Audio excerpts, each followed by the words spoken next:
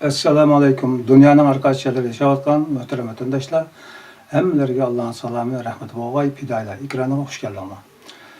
Körüyotganlar her haftanın düşenbe günlüki 1 saat, bir dersden davam kılıvatkan Kur'an'dan nazar programmasının 91. saati. Bugün diqqatinglarga Alemlerge nemi rahmet degan temadagi dersini sunamiz.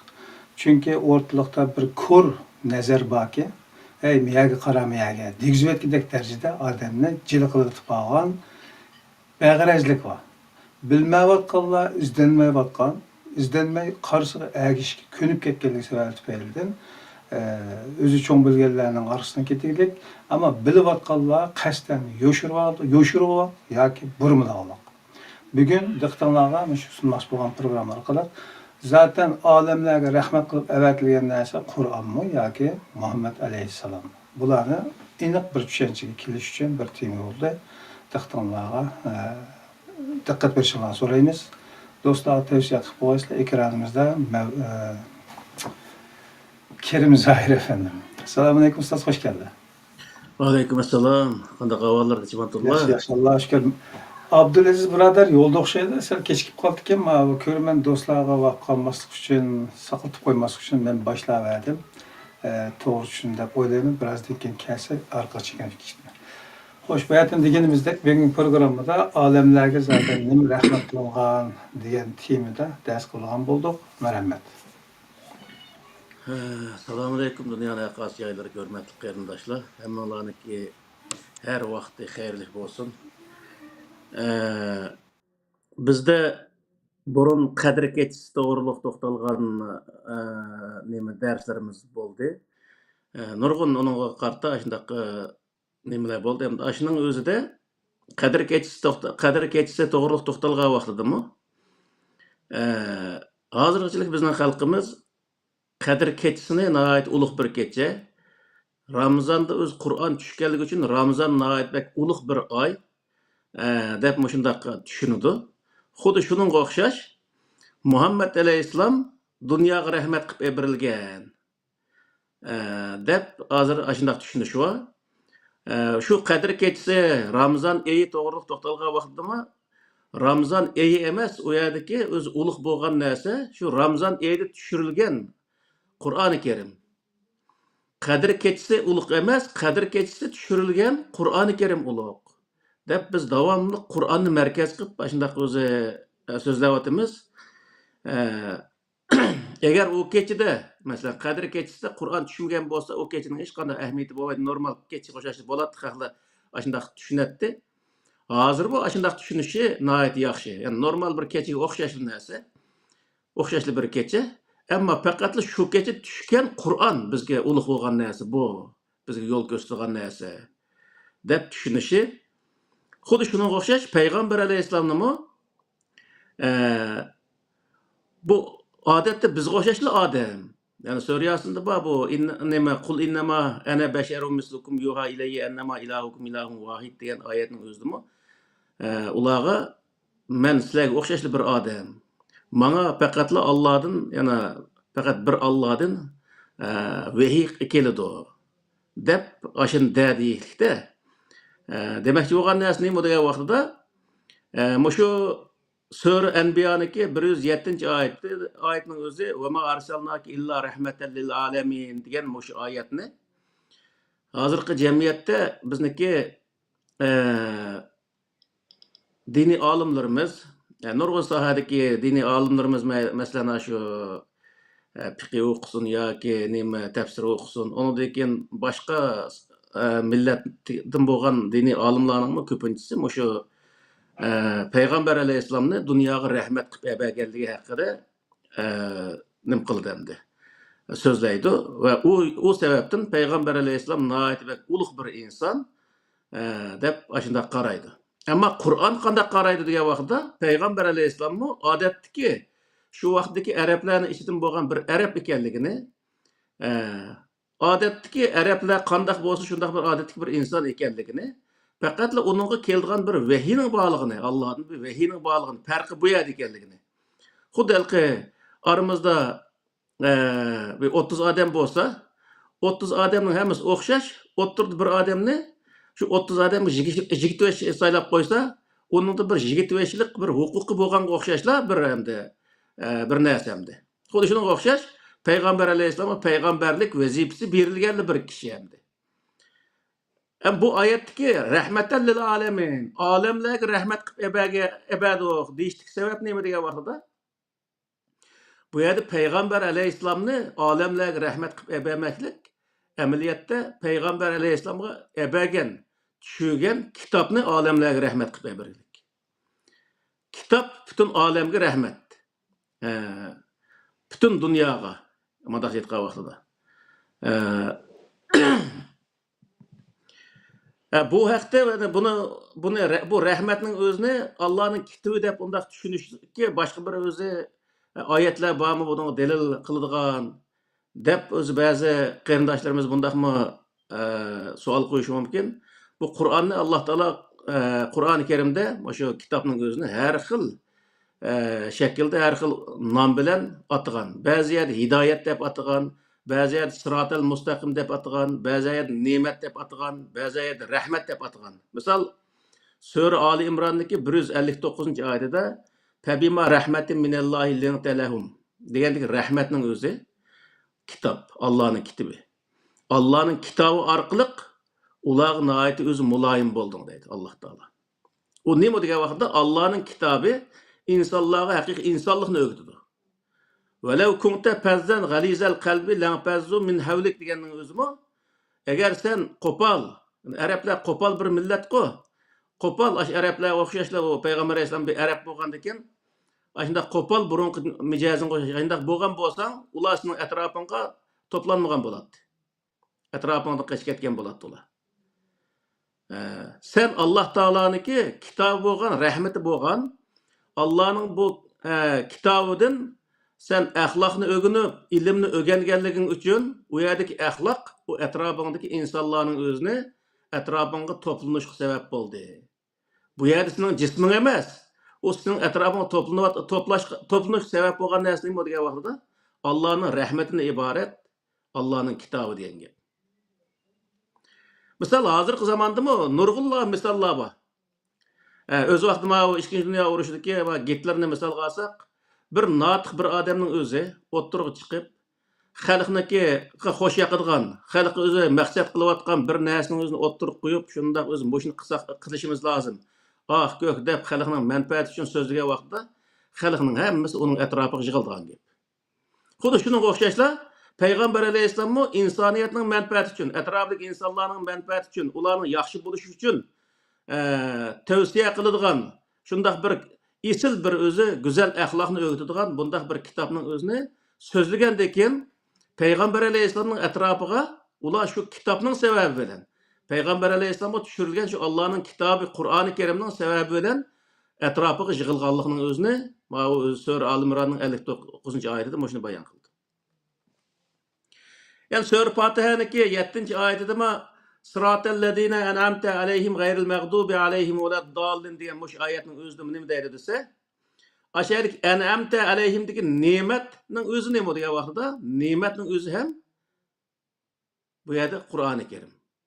Yani sıratal mustaqim bo'lgan shu kishilarga in'om qilib, in'om deganning o'zi ortiqcha bergan, ya'ni bekog'lar, ya'ni alqi nima deymiz bizda? Saxovat ko'lan misolda sizlar biz insonda aql bor, aqlinglar o'zi yo'l tepanglar desa bo'laverdi. Ammo uning sirtida yana o'z insonlarga to'g'ri yo'l ko'rsatadigan bir kitobni ortiqcha berganligining o'zini bayon qildim o'sha yerning o'zida. O'sha yerda an'amtadagi biri o'zi fil, ikkinchisi u yerdagi sifatning o'zi ne'mat. U ne'mat sirotal mustaqimdan iborat. U sirotal mustaqim degan nima desa, Qur'oni Karim ko'rsatgan yo'l. Ya'ni Qur'on mundaq aytgan vaqtida. Sura Ali Imron'daki 107-oyatida ma fa ammallazina biyazzat wujuhum fa fi rahmatillahi hum fiha khalidun deganning o'zimi qiyomat kunisi yuzi oq bo'lib o'zi qiyomat mahsharga bo'lgan odamlar fa fi rahmatillah Allohning rahmatida bo'lgan kishilardir. Nimasida? Allohning rahmatida deganning o'zi nima? Alloh tushirgan Qur'oni Karim ko'rsatgan yo'lda bo'lgan odamlar ular. Yani sırat-ı müstakimden ibaret Allah tushirgan Qur'oni Karimniki ko'rsatgan yo'lida bo'lgan odamlar. U odamlar qiyomat kunsi yuzi oq turadi degan gap. Demak, bu yerdagi narsa nima desa, nurg'un odam buni o'zi Alloh marhamat qilgan kishilar edi. Allah kimga, hech kimga o'zi Alloh taolo marhamat qilmaydi qiyomat kunsi. Jinoyati qanchalik bo'lsa shuni qarta jazolaydi, qanchalik yaxshi ish qilgan bo'lsa shuni qarta mukofotlaydi. Bu yerda marhamat degan narsa mavjud emas, adolat mavjud faqatla. U yerda o'zi adolat turgan yerning o'zida ma'ni o'zi o'z vaqtida pul topganka yo ma xonimning o'zi yomon chiroyli deb uning o'zi marhamat qilgan bir ish yo'q. U yerda qilgan jinoyati qarta kesim kesadigan gap. Yoki qilgan yaxshi qarta kesim kesadigan gap. Bu yerdagi rahmat nima degan vaqtida Alloh taoloniki sirat-ı mustaqimdan iborat, yani to'g'ri yo'l ko'rsatadigan kitobidan iborat, yani Allohning kitobining ichidagi yo'lda mangan odamlar degan ma'noni bildirdi. Shuning uchun bu yerdagi narsa nima desa, rahmat degan kelgan vaqtda bu yer payg'ambar alayhissalomni dunyoga rahmat qilib evatganligi. To'g'ri tushunish bu nihoyat o'z xato bir tushuncha. Payg'ambar alayhissalomga tushirilgan narsa, ya'ni Qur'oni Karim insonlarga marhamat qilinib tushirilgan bir narsa. Buni o'zini tushunib olishimiz kerak. Aslo u yerda, ya'ni payg'ambar alayhissalomga Qur'oni Karim tushmagan bo'lsa qanday bo'ladi vaqtida, ya'ni rahmat bo'laveradimi vaqtida? Zaten şu cisim, şu vücut bağ yani o'xshashlar. Demek u yerdagi narsa nima desa, payg'ambar alayhissalomni payg'ambar qilgan narsami Allohning rahmatidan iborat Qur'oni Karim.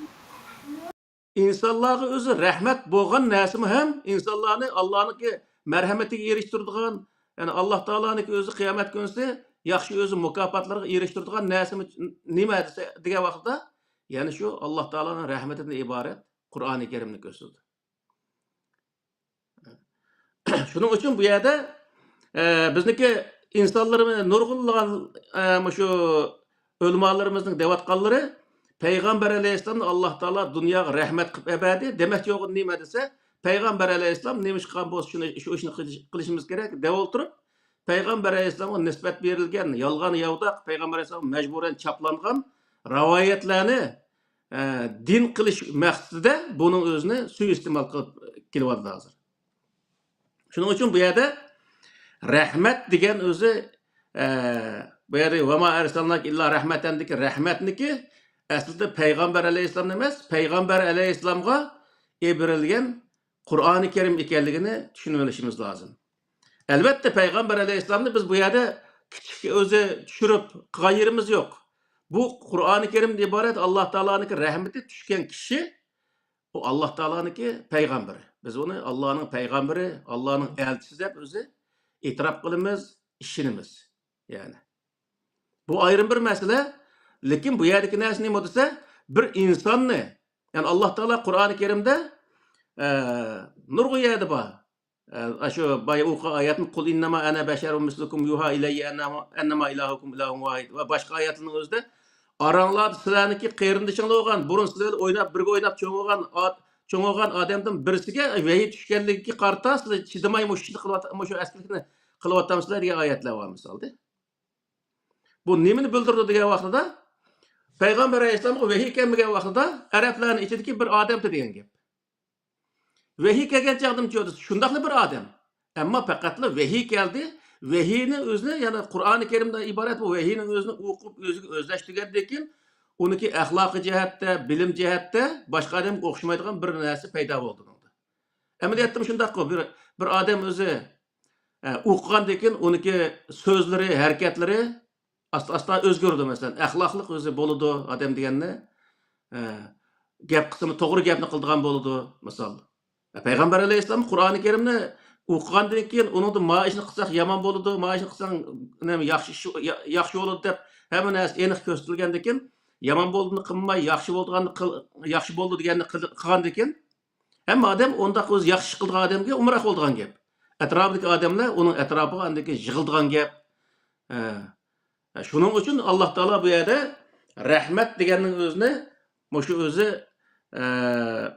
Qur'onda o'zi Qur'oni Karimdan iborat bu kitobning o'zini rahmat deb ataganligi, ne'mat deb ataqanligi, sirat-ı mustaqim deb ataqanligi, ne'mat deb ataqanligi, burhan deb ataqanligi, aşına qo'shash nurg'unlagan o'zi yana boshqa undaq ismlarni qo'ygan. Chunki Qur'oni Karim aşı sifatlarning hammasiga ega mana shu aytgan vaqtida. Yana ma o Qadr surasining o'zidimi Laylatul Qadri min xayrun min alfi shahr degan mush oyatning o'zidimi Qadr kechasi 1000 oydan yaxshi degan kelim bo'ldi endi. Jumla bo'ldi. Mush yerda Qadr kechasi 1000 oydan yaxshi desa, insonlar nima deydi desa, Qadr kechasi bak ulug' oy deb, bak ulug' kecha deb qaraydi-da. Qadr kechasi nima uchun o'zi shundaq o'zi 1000 oydan yaxshi bo'lib qoldi degan vaqtda tanazzalul malaikatu var ruhu fiha bi izni rabbihim min kulli amr. Malaiklar Alloh taoloning butun amr farmonlarini ep tushishga boshlagan kech ekanligining o'zini ko'rsatadi. Onun uchun birinchi qadamda Qur'oni Karim tushishga Alloh taoloning o'zi payg'ambar alayhisolamga tushishga boshlagan, farishta orqali tushishga boshlagan kecha bo'lganligi uchun bu kecha o'zi 1000 oydan yaxshi, ya'ni. Çünkü 1000 ay bir adam tirishsa Qur'oni Karimdagi bir kitobning o'zini yezib o'tirib qo'yolmaydi misol. Onun uchun buniki qimmati shunchalik qimmat bir kitob degan gap endi. Yana Sura Baqaraning 185-oyatida dema Shahr Ramazan allazi unzila fihil Qur'an hudan linnas va bayyinatin minal huda vel furqan degan mush oyatning o'zidami Ramazan oyida Qur'oni Karimning tushirilishiga boshlagan bir kecha ekanligini, bir oy ekanligini so'zlab kelib, uniki nemisida o'zi birinchi sifatida hudan, ikkinchi sifatida bayyinat, uchinchi sifati furqon deb o'zi shundaq 3 sifat bilan sifatlarlik. Birinchi sifati hudan deganning o'zi insonlarga to'g'ri yo'l ko'rsatgan bir kitob, bayyinat degan insonlarga hamma narsani ochiq oshkora tushuntiradigan bir kitob, furqon deganning o'zi to'g'ri yo'l xatoning o'zini ayirib beradigan bir kitob degan bo'ldi endi. Demak, shundaq o'z sifatniki birsi o rahmat deganning o'zi. Shuning uchun bu yerda biz o'zi payg'ambar alayhisolamni payg'ambarlik bir inson ham payg'ambarlik sifati bilan tunishimiz va e'tirof qilishimiz to'g'ri. Ammo uning o'zini ilohlashtirib, o payg'ambar alayhisolam odatdagi insonlarning yamonbek ulug'bek o'zi yuqori inson, o berib Alloh va so'zishidi degandek o'zi bundaq narsalarni o'ydirish o butunlay o'zi xato. Shuning uchun bu yerdagi narsa nima degan vaqtda bu oyatdagi rahmat kelimasini biroz o'zi tushuntirish to'g'ri keldi. Shuning uchun rahmat kelimasini mana shunday tushunsak bo'ldi.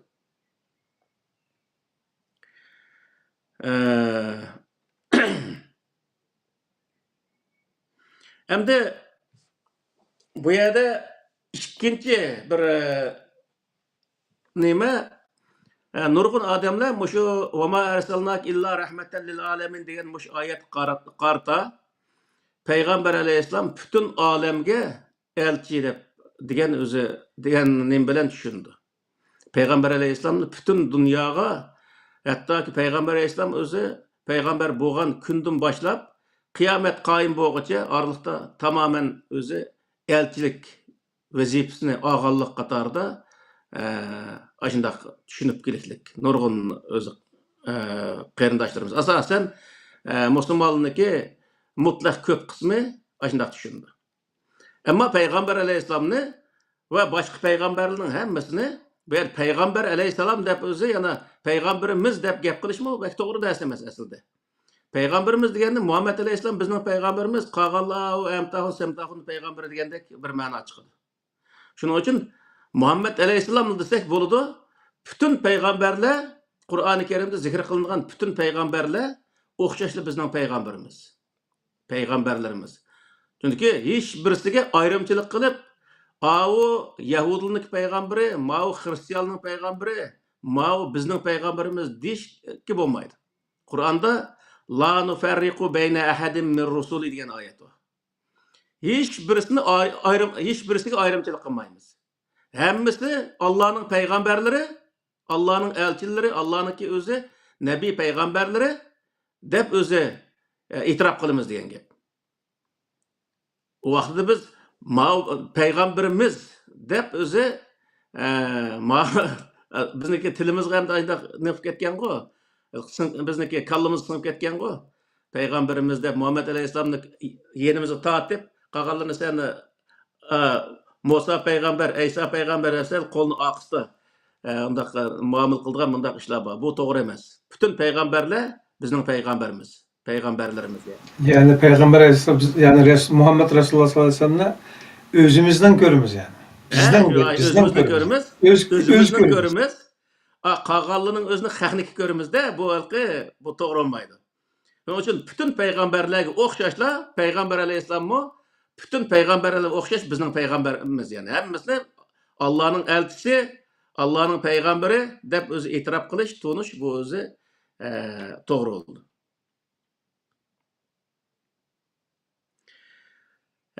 Yani bu nimenin özde aşı ve ma erselnak illa rahmeten lil alemin degan ayetinin asasen Peygamber Aleyhisselam yani Muhammed Aleyhisselam'ı bütün alemge peygamber yeryüzünün hem yeri peygamber ve şu peygamber boğan günden başlap kıyamet qaim boğuçılık onunki peygamberlik kuşki ege degan asasda tushundigan mundaq bir tushuncha bizniki e'tiqodimizga singib ketgan. Bu to'g'ri tushuncha emas. Yani Muhammed Aleyhisselam Mekke, Medine ve onun etrafındaki özü kavimlerinin özünü yani Arap milletinin özünü özüge öz peygamber ebirilgen bir peygamber. Bunun özünü enik bilip alsak oldu. Eğer o Peygamber Aleyhisselam yani Muhammed Aleyhisselam bütün dünyaya peygamber olsa, kıyamet kaim boluşluk o peygamber bolgan bolsa, o vaxtda o Arap yerim ardılı tutmasdan o bütün Amerika olsun, Afrika olsun, bizniki vatan olsun, Asya yoki bütün Avrupa hamma yerga chepib yurib peygamberlik qilishi lazım bo'latdi. O Arap yerim arlıda o peygamberlik qilganligining o'zi aşağıya tushirilgan aşağıda vazif o'ta deb aşağıda öz vazif o'tash nimasining o'zini vazifasini berganligini bildirdi. Yani Qur'oni Karimda bunun qarta ayet var. Yasin suresindeki 5'deki 7 ayet yani. Yasin vel Kur'anil Hakim inneke leminel mursalin ala sıratin mustaqim tenzilel azizir rahim li tunzira kavmen ma unzira aba'uhum fehum gafilun. Degan mana mush ayetning o'zimi Peygamber Aleyhisselam yani Muhammed Aleyhisselam'ni ati boğullarga hech qanday kitap tushmagan bir qavmga o qavmning o'zini yomon ishdan ogohlantirish, yaxshi ish qilganlarning o'ziga xush bishorat berish uchun Qur'oni Karimni ashlarga yetkazish uchun ashlarga eberganligining o'zini suriyasida ashni bayon qildi. Ya'ni Arap jahil Arap millatiga Peygamber yani Muhammed Aleyhisselam'ning o'zini ashlarga peygamber eberganligini ko'rsatdi. Yani Sure En'am'daki 92. ayet diye vaqtda 92. ayette mi? Ve haza kitabun enzelnahu mübarekun musaddikul lezi beyne yedeyhi ve litunzire ummel kura ve men havlaha deydi. Yani şu ayetin özü mü? Peygamber Aleyhisselam'a özü kitabın düşügenligi, o aldığı kitabını hem tasdiqlayan bir kitabın düşügenligi, o kitap bilen Ummul Kura. Ummul Kura degenin özü Mekke ve men havlaha ve Mekke etrafıdaki insanların özünü agahlandırış için peygamber kılınganlığının özünü bildirdi bu yerde. Yani Mekke ve onun etrafındaki Medine, Taif, Peygamber Aleyhisselam mesela Muhammed Aleyhisselam kayaya geçilik peygamberlik kıldı. Şu yerde vazif ötegenligini, şu yerde vazif ötegenligi şu öz Allah Teala'nınki Ummul Kura ve men havlaha degan muş ayetniki özü məqsədini əməlgə aşırğan boldu diyen boldu. Yani bir adamniki imkanı Kur'an-ı Kerim'de la yukellifullahu nefsen illa vus'aha deydi. Yani taqat yetmeydiğen işki Allah Teala teklif kılmaydı deydi de. Muhammed Aleyhisselam bir insan buluş süpütü ölen o vaxtdaki qatnaşniki ahvalı ölen mesela hazır koyuş aeroplana çıkıp ya poyuz maşını ölen gaqırtıp bir günde neçe min kilometr jiraklıkka berip hizmet kıla alaydigan mundaq bir şarait bolmagan dekin o vaqtdaki imkan nima degan vaqtda eşekni tögini, keçini, atni minib yurib bu yerga o'zi berib yurib shu yerda tabliq qilgan gap endi. Bir kun kechdi mangsa 20 kilometr yo 30 kilometr o'tib ketsa, u yerga berib o tabliq qilib kelmadi, u yerga berib gap qilish kerak. Shuni o'ylab o'sha 20-30 kilometr o'tib ketsa 50 kilometr yerga berib shu tabliq qilgan gap. Shuning uchun bu yerlik narsa nima desa, Muhammed Aleyhisselam'ni Mekke ve onun etrafındaki insanların özünü agahlandırış için nimqalliginin özünü, agahlandırış vazifesini belgeliginin özünü Kur'an-ı Kerim yani şu Sure En'am'daki 92. ayetinde aşının özünü bayan kıldı. Sure Şura'nınki 7. ayetinde ma ve kezalike evhayna ileyke Kur'an'ın Arabiyye litunzire ummel Qura ve men havlaha degan aşına okşaşla. Yani Mekke ve onun etrafındaki insanlarını agahlandırış için sana biz özü vehiy kıldık deydi. Yani bu vehiy bilen sen şularının özünü agahlandırsa deydi Allah Teala. Demek bu yerde Peygamber yani Muhammed Aleyhisselam nime keldiği vakitte Muhammed Aleyhisselam o toplulum çıkıvardı. Muhammed Aleyhisselam Arap'ın peygamberi edilse nurgun adamla aşına kapı vardı. Kapılış kışkanda acet yok. Bu yerde Kur'an bütün alemge kıyamet kayım boğuca hem ademge karta evrilgen bir kitap. Hem adem kim faydalanmadıysa Kur'an-ı Kerim'den faydalansı boldu diyen gap.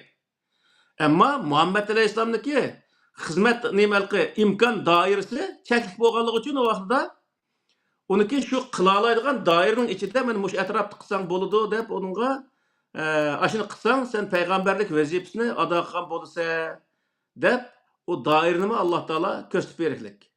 Şu bütün peygamberler mesela Musa Aleyhisselam İsrail evlatlarının özünü agahlandırıp ölüp gittiklik, Davud Aleyhisselam, Süleyman Aleyhisselam'ın hemmesi şu özündeki kavmini. Nimişka diye vaxtda o peygamberler onundan başka yerge beriş imkanı yok. O vaxtdaki nim bilen katnaş koralları bilen. Bunun için imkanı yetadigan etrafının özünü etraftaki insanlarını agahlandırış ya ulağı bu Kur'an'ı yetkizüş işi bilen meşgul oluşka Allah Teala özü buyurganlığını bildirdi. Yani Sure Maid'deki 67. ayetinde ma ya eyyuher resulu bellig ma unzile ileyk min rabbik ve illem tef'al fema bellagte risaletehu vallahu yasimuk minen nas degan muş ayetning özüdü mü? Muhammed Aleyhisselam'a Rabbingden düşürülgen nesini insanlarga yetkiz. Eğer onu yetkizmesen Allah'ınki özü yetkiz degan buyruğunu yoki elçilik vazifasini özü ada qilmagan bo'lsa deb Allah Teala özü Muhammed Aleyhisselam'a muş gapni qiliqliq.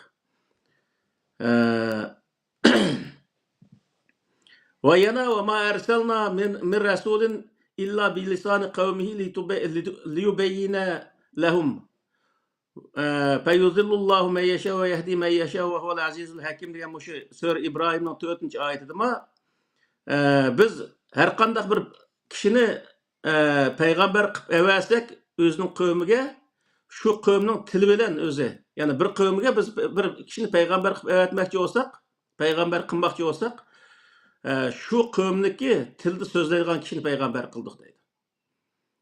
Çünkü o peygamber mesela Arap'taki bir kişini peygamber kılmoqchi olsa Arap sözleye alaydigan birisini kılmasa onun tercüman nereden tapadan bu vaxtda misal. Şunun için bu yerki narsa nima desa her milletke öz kavmidan öz tilide sözleydigan bir kişinin özünü elçi qilganligining özünü bildirdi. Yani hazırki vaqtda degan vaqtda elçi deganning özü yani Kur'an-ı Kerimni Allah'ın kitabını yetkizgichi degan bo'ldi endi. Şu Kur'an'ı aynen Kur'an'daki özü şu ma'nisiga to'liq o'zi rioya qilgan holatda xalq yetkizgan odamlar elchilik vazifasini o'tayotgan odam degan bo'ldi shu vaqtda. Hozir hamma millatniki ichidan chiqib ketdi bunday odamlar masalan har millatning tilida Qur'oni Karim tarjima qilinib ketdi. Shuning uchun bu yerda nima deydi degan vaqtda yana o'zi Peygamber Aleyhisselam'daki bütün alemge peygamber emasligini. Ama Kur'an-ı Kerim bütün alemge, bütün dünyaga, bütün insaniyetke berilgen bir kitap ekanligini mush yerdan bilib olsak bo'ldi. Yani bunun özüne ötkende şundaq bir misalını keltirdik. Xuddi bir oңайroq tushunsin deb deyapmiz. Yani onu boshqacha bir o'ylab ketishga hojat yo'q. Shu Karl Marx'niki yozgan 3 dalli o'zi nimasi var? Sosyalizm, komünizm, kapitalizm degan shu tuzum, 3 tal tuzumning o'zini yezib chiqqan bir odam. Aş adamma, aş kitap bilen mesela şu dünyada insanlar faydalanсын, qandaq dünyanın her qandaq yerde buluşunu qatı nazar, insanlar şunun faydalanıp qalsın dep yazgan bir kitap hem bir tuzum. Ona qavaqda bir sistema. Onu ma London turib yezibdi o adamның o'zi. Keyin o'zi ma o Yevropaning o'zi biraz onu qabul qilib, undan keyin o'zi Sovet ittifoqi va Xitoy, Vyetnamga o'xshash va Arab mamlakatlaridan masalan Iroq, Suriya deymiz, ondan keyin shu nima, Misrgachilik ashundaq jiqyat qabul qilibdi o sotsializmning o'zini. Demak bu nima degan vaqtda Qur'oni Karimmi ashunga o'xshash bir o'zi nima endi? Bir sistema yoki bo'lmaydi bir tuzum. İslam bir tuzum. Onun o'zini o'z vaqtida Payg'ambar alayhisolamga tushgan, Payg'ambar alayhisolam o tuzumni qayerda ijro qilgan degan vaqtda Makka, Madina va uning atrofida ijro qilgan. İslamiy tuzumning o'zini ashada ijro qilgan. Qur'oni Karimdan iborat shu islom tuzumning o'zini ashada ijro qilgan. Keyin o Umayya, Abbasiya sulallarning zamonlarida kengayib, nurg'un yerlarga Qur'on yetib qolgandan keyin Qur'onning o'zini bermay o Arabning yezib qo'ygan narsaning o'zini bergan, ammo Qur'oni Karimning o'zini bergan bo'lsa, o'zini tushuntirgan bo'lsa, hozirgi vaqtda insonlar dünyadaki yani Müslümanlar dünyadaki en ilgar, en kudretlik bir özü devlet ve millet uqagan boladı. Onda qılmasdan şu Araplar özü veyran bolgan şu Peygamber aleyhisselam yani Muhammed aleyhisselam peygamber buluşunun aldıdaki şu itiqadını şu itiqadlı yazılgan, şu itiqadlı sındırılgan kitaplarının özünü başka milletki berganligi uchun bu milletler şu İslamni qabul qilgandan tortib o'zi rivoj topolmagan. Masalan, İranniki Sasanilar sulolasi deydi, nurg'unlagan o'zi shu yomon ko'ni bir davlatgan bu İran. Shunchalar qudratli nurg'un imperialni qurib, necha qatim Misrni besib olgan, hattoki Yevropaga hujum qilgan, ashundaq bir o'zi qudratli bir davlat. Shu o'zi o'ydirilgan islomni qabul qilgandan keyin o çöküp ta hazırgıçılık ravaş tapamay kelmekte. Araplar şundaq bütün özü şu uydurulgan İslam'ı qabul qilgan devletlerinin hemmisi teraqqılamakka etdi. Bütünley aldığını nima dese, uydurulgan İslam yani rivayetke asaslangan İslam ço dese, şu aldın to'g'ri o'yliqliq.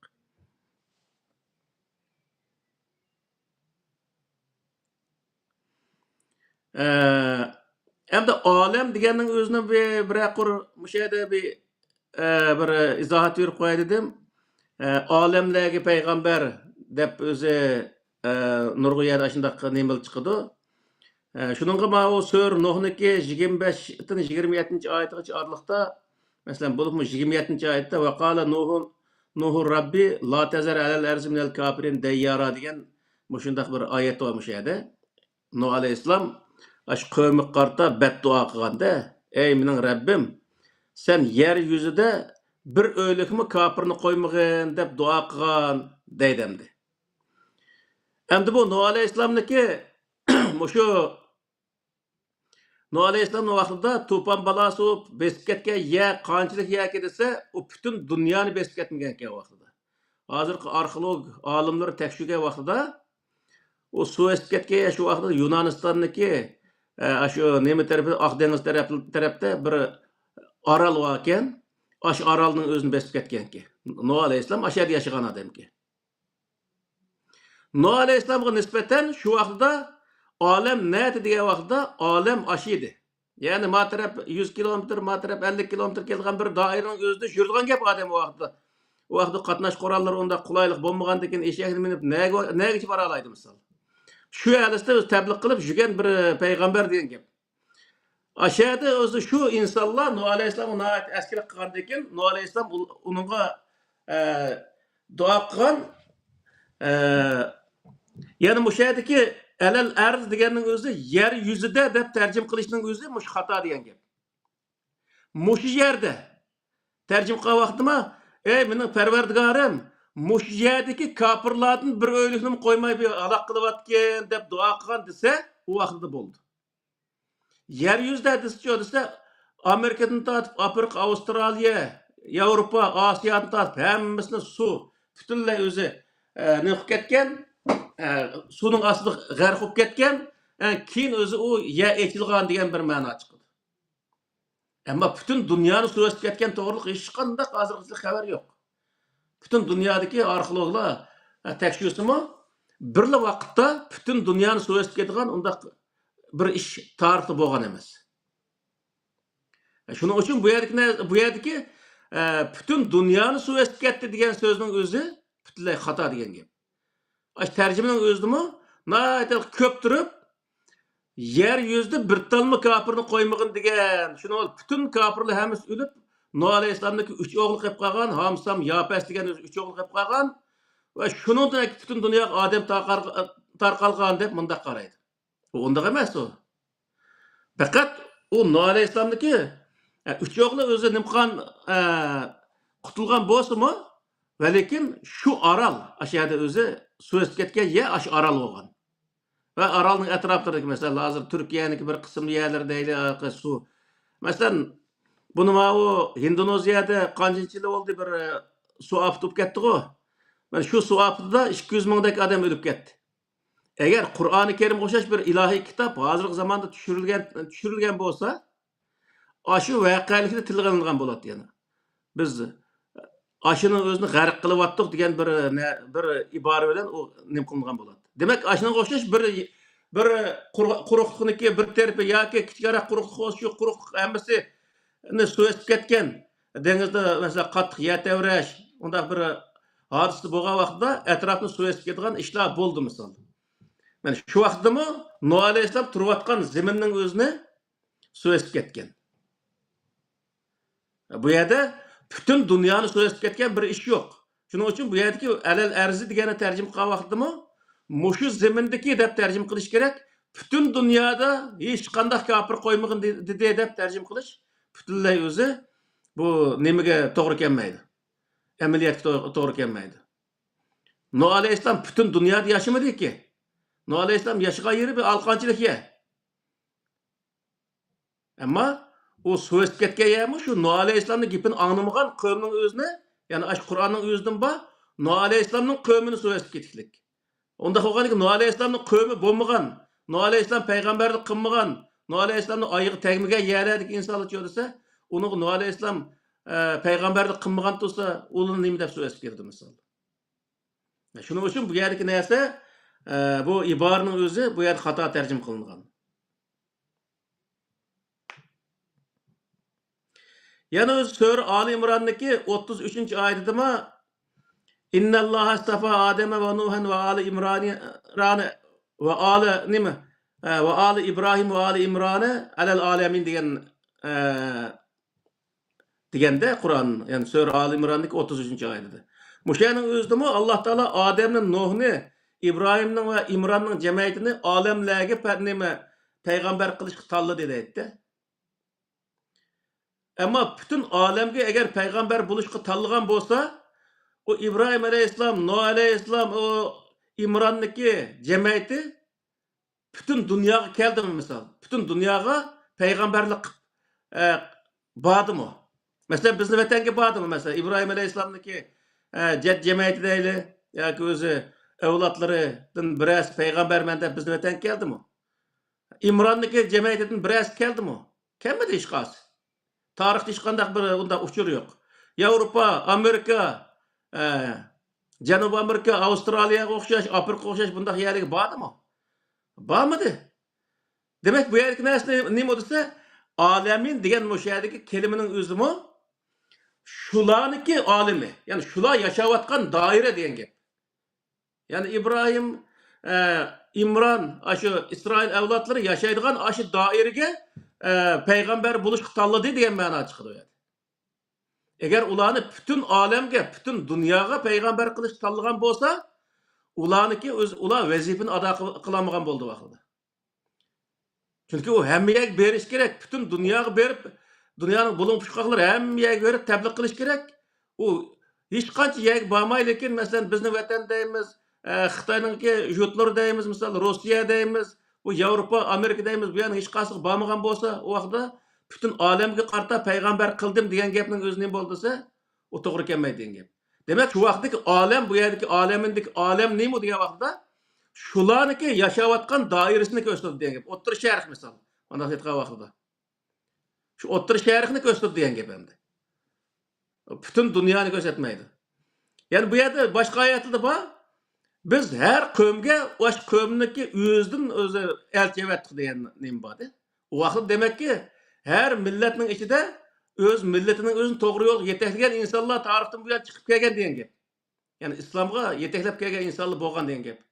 Islom degan nima degan vaqtda adil, hamma odam barobar yashaydigan, qonun oldida hammasi o'xshash, barobar o'zi barobar yashay oladigan, huquqni o'zi hammasi o'xshash, shunday bir jamiyatni yaratgan insonlar tarixdan buyon bo'lgan degan gap.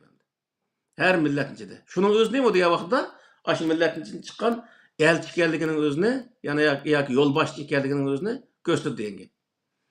Shuning bu yerdagi narsa nima degan vaqtda, alamin degan vaqtda "Va ma arsalnak illa rahmatan lil alamin" degan o'sha alaminning o'zini yana bir tarafdan aytgan vaqtda, agar payg'ambar alayhisolamga nisbat berilgan vaqtda u olamning o'zini payg'ambar alayhisolamning olimi shu vaqtda nati degan vaqtda Arab yerim orlidi degan gap. Ya'ni shu yerda payg'ambarlik qilgan ekan.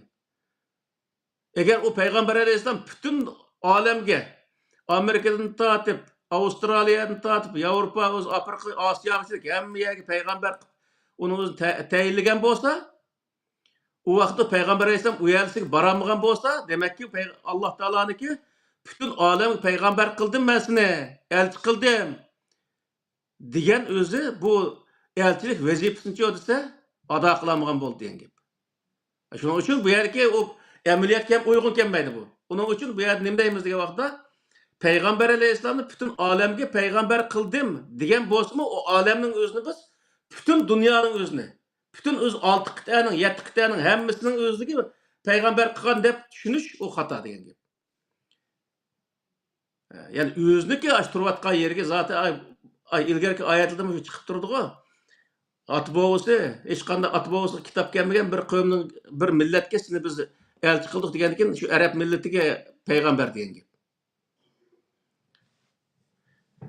Bizniki vazifamiz nima degan vaqtda Allohning kitoblari tushgan kishilarning hammasini payg'ambar deb tunish, uni yetkazgan kishilarning hammasini elchi deb tunish bizning vazifamiz. Ammo bizniki bizga elchilik qilgan emas. Bizga faqatla u rasul kelgan emas, risolat kelgan faqat. Risolat nima desa Qur'on. Qur'on kelgan bizga. Shuning uchun bu yerdagi bizga rasul emas, risolatning kelganligining o'zini biz mushahidni qilsak bo'ldi.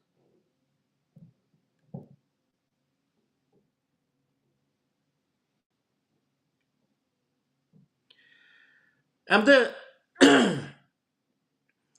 yana payg'ambar yana Muhammad alayhisolamga itoat qilish haqida nurg'unlagan shu diniy olimlar hozir so'zlayapti. Mushu Sur Niso'niki 59-oyatini dalil qilib, ya ayyuhan nabiy ya ayyuhallazina amanu atiulloha va atiur rasul va ulul amri minkum فإن تنازعتم في شيء فردوه إلى الله والرسول إن كنتم تؤمنون بالله واليوم الآخر ذلك خير وأحسن تأويلا degan mush oyatni dalil qilib Allohning elchisiga itoat qilinglar dedi.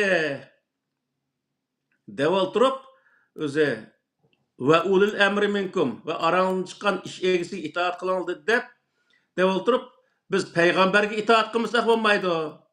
Payg'ambarga itoat qilishning yo'li nada degan vaqtda u payg'ambar haqida yozilgan rivoyatlar, o'sha rivoyatlarga o'z amal qilganimiz, u rivoyatni din deb to'niganimiz, uni iymon keltirganligimiz, u payg'ambarga o'z itoat qilganligimiz deb mushundaq o'zi tushunillik. Nurg'un o'zi qarindoshlarimiz ham buni tabliq qilib hozirgi vaqtida. Bu nihoyat xato bir narsa. Buning o'zi Alloh itoat qilinglar. Yani atiulloha degandan Allohga itoat qilinglar. Va atiur rasul, ya'ni elchiga itoat qilinglar. Bu yerda Allohga itoat qilinglar degandan aslida o'z vaqtida elchiga itoat qiling degan bo'ldi. O'z vaqtida payg'ambar alayhisolam Muhammad alayhisolam hayot vaqtida, ya'ni Muhammad alayhisolamga itoat qilsanglar, Muhammad alayhisolam Allohning kitobining o'zini ijro qilayotgan kishi bo'lgandan keyin, siz shu vaqtda nimaga Muhammad alayhisolamga itoat qilish orqali Allohning kitobiga itoat qilgan bo'lasizlar? Allah'ın kitabına itaat kılsan Allah'a itaat kılan bulursun deb Allah Taala bunun özünü bundaq bayan kılır. Peygamber Aleyhisselam yani Muhammed Aleyhisselam ölüp ketkendan keyinchi o. Ölüp ketkendan keyin mush kushga egimi o degan vaqtda bu yerda Rasuldan risolat qilib qoldi endi. Allah'a itaat kılın yani risaletga itaat kılın. Risalet neymi? Kur'an-ı Kerim. Asla özü o Muhammed Aleyhisselam hakkında yazılgan rivayetlerge itaat kılın diyen bulmaydı bu yergi narsa. Eğer özü onunla itaat kıldıgan bolsa, o vaqtda Allah'ın dininden tamamen çıketken buldu. Şunun için bu yerde biz qanday qilamiz degan vaqtda risolatga itaat qilamiz. Risolat nima? Qur'oni Kerim. Şunun için bu yerde Peygamber Aleyhisselam, yani Muhammed Aleyhisselam kıyamet kaim boğuşluk peygamber mi o diye vaqtda o öz vaqtida peygamber. Yani şu 23 yıllık zaten tarixte yazıqlıq o. 23 yıl peygamberlik qilgan degan aniq yazıqlıq o. Mana şu 23 yıllık peygamber Araplarga peygamberlik qilgan, peygamberlik vazifasi şu ölüp ketganligini tuggan, undan keyin uning peygamberlik qilgan hech qanday bir ishi yo'q. O nima qilib qolgan o peygamberdan keyin degan vaqtda o rasul o ölüp ketgandan keyin risolat qilib qolgan. Risolat yani Qur'oni Kerim. İnsanlarga Allah Taala yani peygamberdan tat yani Muhammed Aleyhisselam tat hammasiga nima deydi desa, shu risolatga erishing deydi. Muhammed Aleyhisselam risolatga erishgan, sizlarmi risolatga erishing. Yani uning qarta Qur'oni Kerimdagi An'am surasidagi 106-oyatida ittabi ma uhiya ilayke min rabbika la ilaha illahu ve ariz anil müşrikin degan mush oyatning o'zida bayon qildi endi. Sening Rabbing bir Allohdan sana vahiy qilingan narsaga ergash deydi Alloh taolo. Yani Allah'ın vahiy qilingan narsaga ergash. Muhammed Aleyhisselam Allah'ın vahiy qilingan narsaga ergashgan bo'lsa, o narsa nima? Qur'oni Kerimda uning ergashgan bo'lsa, Muhammed Aleyhisselam o'zi o Qur'onni ijro qilayotgan odamga itoat qilish, nimaga itoat qilgan bo'ldi shu vaqtda desa, Qur'oni Kerimga itoat qilgan bo'ldi degan gap. O'tganda elchiga itoat qilish degan mavzudan bu vaqt to'xtaldik. Nima degan vaqtda misol hozirgi vaqtda Angliyada bir soqchining o'ziniki soqchilik kiyimini kiyib, bu yerda vazifa o'tayotgan bo'lsa, Angliyaniki şu soqchiga berilgan qonunning o'zini, soqchi haqidagi qonunning o'zini ijro qilgan bo'ldi. Ijro qilayotgan bo'ldi. Biz soqchining o'zi bir yo'l soqchisini misolga olsak, yo'l soqchisi yo'lda bundaq bizning mashinani to'sgan vaqtda biz uningga to'xtaganimizning o'zi uning bo'ysunganligimizni ko'rsatdi. Biz şu vaqtda o soqchiniki tug'an jismiga emas, uniki amaliga itoat qilgan bo'lamiz. O soqchilikdan iborat bir amalning o'zini, bir vazifasini ado qilyapti degan gap. Shuning bilan o'zi o vazifa, o yerdagi soqchilik vazifasi, yani uning belgilagan qonuniy bir haq-huquq, yani huquq bo'ldi. O huquq o'z qonun, davlatning qonuni bo'ldi. Yani inson nima o odam berib u yerda soqchiga emas, soqchiga berilgan qonunga bo'ysungan bo'ldi. O qonunga bo'ysunganlik davlatga bo'ysunganlik bo'ldi. Xuddi shunga o'xshash Peygamberge itaat kıllık, Kur'an-ı Kerim'e itaat kıllık oldu. Kur'an-ı Kerim'e itaat kılış diyor ise, Kur'an-ı Kerim'e itaat kıllık, Allah'a itaat kılın oldu. Yani Kur'an-ı Kerim'de bu. Men ata'ar Resul fakat ata'a Allah deydi. Yani ati'ullah ve ati'ur Resul deydi. Yani bir yerde men ata'ar Resul fakat ata'a Allah deydi. Bu ne diyen oldu ise, Allah ne Peygamber elçiye itaat kılın deydi. Yani kim ki elçiye itaat kılsa Allah'a itaat kılın oldu. Yani vasıta arkalık. O neymi diye vaqtda o elçi Kur'an'a itaat kılıdı, Kur'an'ı icra kılıdı. Kur'an'ı icra kılayotgan bir kişiye itaat kılış, Kur'an'a itaat kıllık oldu. Kur'an'a itaat kılış, Allah'a itaat kılan oldu diyen oldu. Şunu bu yerde hiçbir zaman Muhammed Aleyhisselam ve onun başka hiçbir peygamber bana itaat kılanlar dep bakkan bir narsa yok. Kur'an-ı Kerim'de zaten hiç qanday bir peygamber tarixta Allah'ını koyup bana itaat kılan dep bakmadı. Dep Kur'an-ı Kerim'de açık değil onun özüne. Çünkü onda diş hakkı yok. Şunun için bu yer neymi diye vaqtida Peygamber vefat bolgandan keyin Peygamber hakkında yazılgan hikayelerge Peygamberge zorlap tengilgan hikayelerge emel kılıp onun özün din devletinin özü bu İslam kılıngan bir buzgunçuluk, bir naid ve hata bir narsa. Kur'an-ı Kerim'e özü itaat kılışımız lazım. Kur'an itaat kılgan vaqtida Peygamber itaat kılgan narsage bevosita itaat kılgan bolamiz. Şu vaqtda biz Allah'a itaat kılgan bolamiz. Endi bu ayetning özüne Peygamber aleyhisselam bütün alemge kıyamet qaim bolğuçluk aşında peygamberdi. Şunun için onun aşında da tunuşumuz gerek, aşında düşünüşümüz gerek, aşında iman keltirişimiz gerek dep şonunda sözlep ketişin sebebi neme diye vaqtida. Buniki özü bir qancha sebebi var.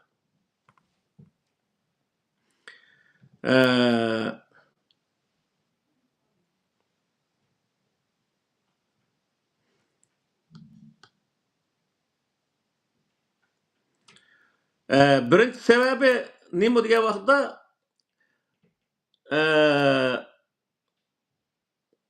bütün özü Muhammed Aleyhisselam hakkında yazılgan rivayetlerinin özünü İslam'daki menbes kılışka tiriş maqsadida, yani menbes kılış maqsadida bu özü Muhammed Aleyhisselam'a itaat kılışını maqsad kıldı. Hazır hiç kim Muhammed Aleyhisselam özü İslam dinini çaqırmaydı çünkü ölüp ketken bir adam hiç kim çaqıramaydı. Ama çaqırgan narsa neme İslam'a diye vaqtida İslam'a çaqırgan narsa kolumuzdaki Kur'an-ı Kerim. Muhammed Aleyhisselam itaat kılgan narsa Kur'an-ı Kerim biz udullab Kur'an-ı Kerim'e itaat kılgan vaqtida yani Allah'a itaat kılgan bolamiz o'xshashla. Muhammed Aleyhisselam'daki itaat kılgan narsa bo'ldi endi şu vaqtida. Şoň bu ýerde Muhammed Aleyhisselam'a itaat kılın, Muhammed Aleyhisselam kıyamet qaim bolğuçy rahmet onun özü. Kıyamet qaim bolğuçy onunki özü digen sözleri kılgan gapleri hemmesi kuşga ega deyişinin özü bu intayin mantıksızlık o hesaplandı. Hazırki vaqtida eğer Muhammed Aleyhisselam yani Kur'an-ı Kerim'de Muhammed Aleyhisselam kılgan iş hareketleri yazılgan ýerli var, nurgu geldi. Şunun özünü aynen kılışının özü hem cinayet hesaplandı. Nime üçin diye vaqtida Muhammed Aleyhisselam 1400 yıl burun misalda burun bir işini kılgan bolsa aş işini hazır 1400 yıl keyin maşı zamanның özünde kılış asla mümkün emas. Bununla biz şundak bir sualını koyup baksak oldu da eğer Muhammed Aleyhisselam hazırki zamanda hayat bolgan bolsa aşı 1400 yıl burun kılgan işini yani davamlı kılım dep turatdı mı? Yoki hazırki zamandaki en ilgar adam bulup hazırki zamandaki en yaxşı işlerini kılgan bolatdı mı? Bunun özünü düşünüşümüz gerek biz.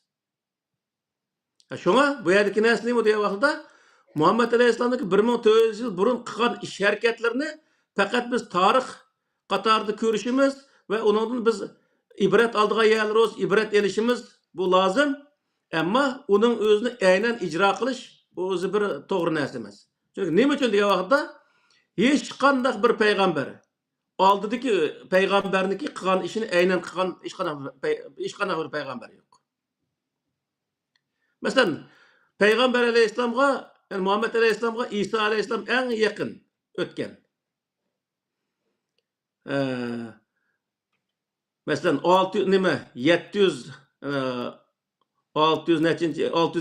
571 yıl Peygamber Aleyhisselam tuğulgan bolsa 610 yılı peygamberlik vazifesi kelgen bolsa demek arlık 610 yıl diyen gep.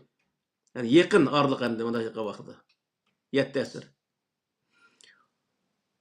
610 yıl aldıda ötüp ketken kişiniki kılgan işinin özünü aynen doğrap kılmagan. Neme üçin diye wagtda o İsa Aleyhisselam yaşagan zamanga nispeten Muhammed Aleyhisselam'ın zamanı biraz fark bolgan hem yaşagan coğrafyası hem millet mesela İsa Aleyhisselam'daki cemiyeti bilen Muhammed Aleyhisselam cemiyeti öz okşaşmaydigan Arap cemiyeti, Yahudilar cemiyeti okşaş olmagan bir iki cemiyetdeki insanlar bolganlygy üçin o cemiyet yaşayan insandaki kılgan işini bu cemiyetke söylep ekiliş o fitlay hata. Biz hazır demiş koyada dese bizning mollalar şu Arapniki cemiyetideki närslerini din kıp ekirip milletni şu Arap cemiyetiga zorlavadı. 1400 yıl burunki Arap cemiyetindeki insan buluşu zorlavadı dedi. Asla o milletimizni hozirgi zamonga loyiq odam bo'lishga targ'ib qiladigan, rag'batlantiradigan bunday bir inson yo'q aramizda. Davomli payg'ambar alayhisalom aniqqan, sahoba maniqqan deb shu 1400 yil burungi hikoyani so'zlash orqali millatni shu 1400 yil burungi bir ideologiya bilan tarbiyalab, hozirgi zamonga asla o'zi mos kelolmaydigan bir inson qilib tarbiyalab chiqyapti. Bu o'zi bir jinoyat bu.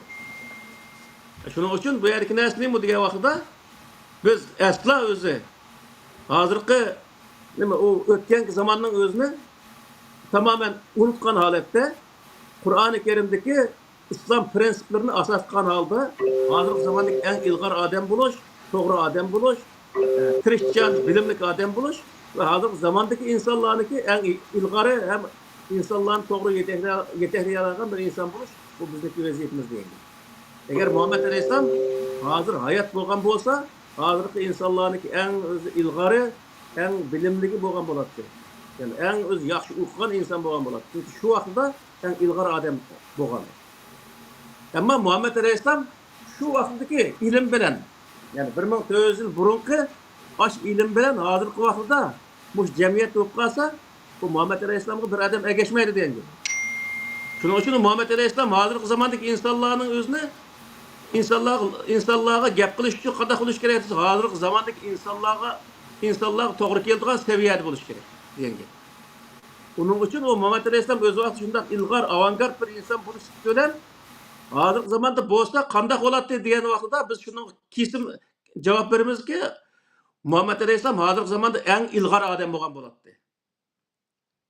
Muhammad Aleyhisselam yashagan davlat dunyodagi eng ilg'or bir davlat bo'lgan bo'ladi deb javob beramiz biz. Chunki shu vaqtda shunday ilg'or bir davlat bo'lgan. Shuning uchun bu yerda biz burun o'lib ketgan, qancha burun o'lib ketgan odam bo'lsa, uni Yamanbek o'z bilimli odam deb uning o'zini tasvirlab o'ltirish, u nihoyatda aqlga sig'maydigan bir ish.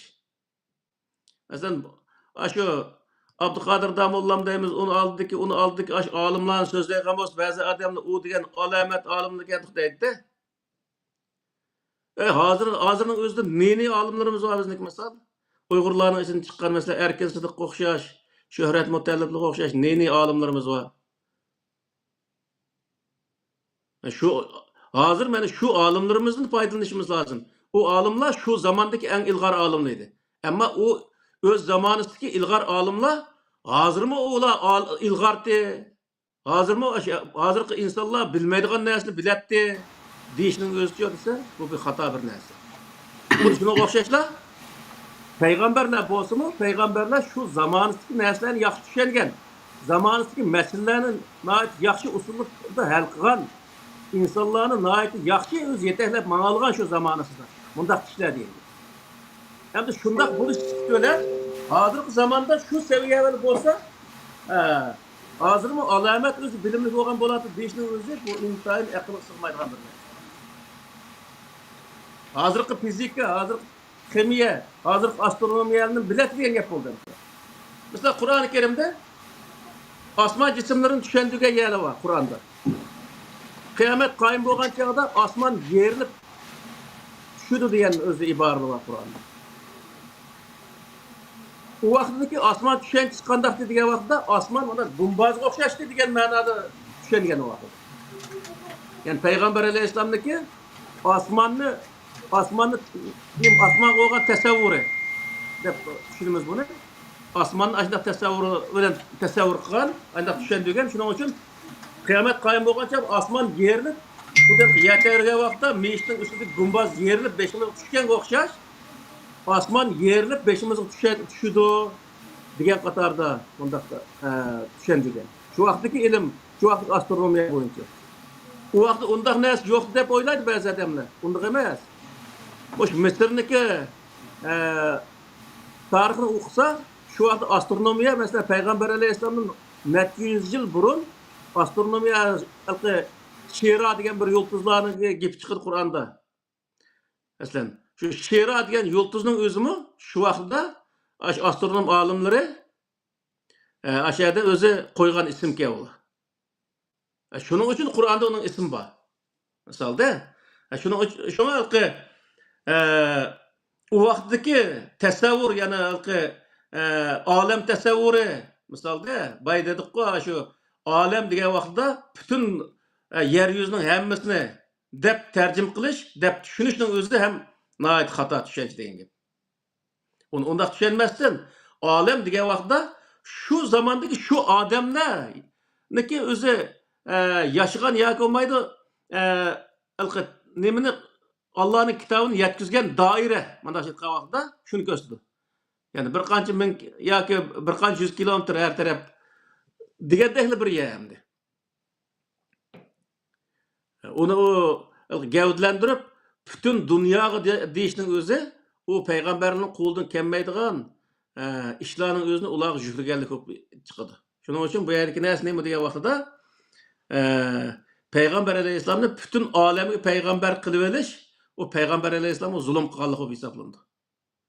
Payg'ambar alayhissalom arablarga payg'ambarlik qilgan, ammo uning qo'lidagi risolat degan vaqtda butun olamga qiyomat qoyim bo'lishlik berilgan bir kitob, bir ne'mat.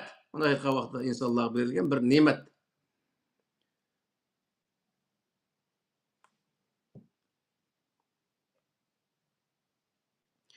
Endi bu rivoyatlarning o'zini din qilib olish uchun shunchalar tirishib, payg'ambar alayhissalom qiyomat qoyim bo'lishlik o'z payg'ambar qilib olamiz. Uniki degan so'zlarni qiyomat qoyim bo'lish ijro qilamiz deb shunchalar tirishib ketishning butun sabablar nima degan vaqtda? Butun sabab arablarning urf-odatlarini, arab madaniyatini din qatoriga kirdirish uchun tirishqanlik bu. Arabni ilohlashtirish uchun tirishqanlik faqat. Bo'lmasa bu yerda boshqa nima foydasi bor bizga? Çapanı uzun keyte, qisqa keyte yoki yuzini burkayte degandek mush so'zlarning hammasi nima desa, arab urf odati.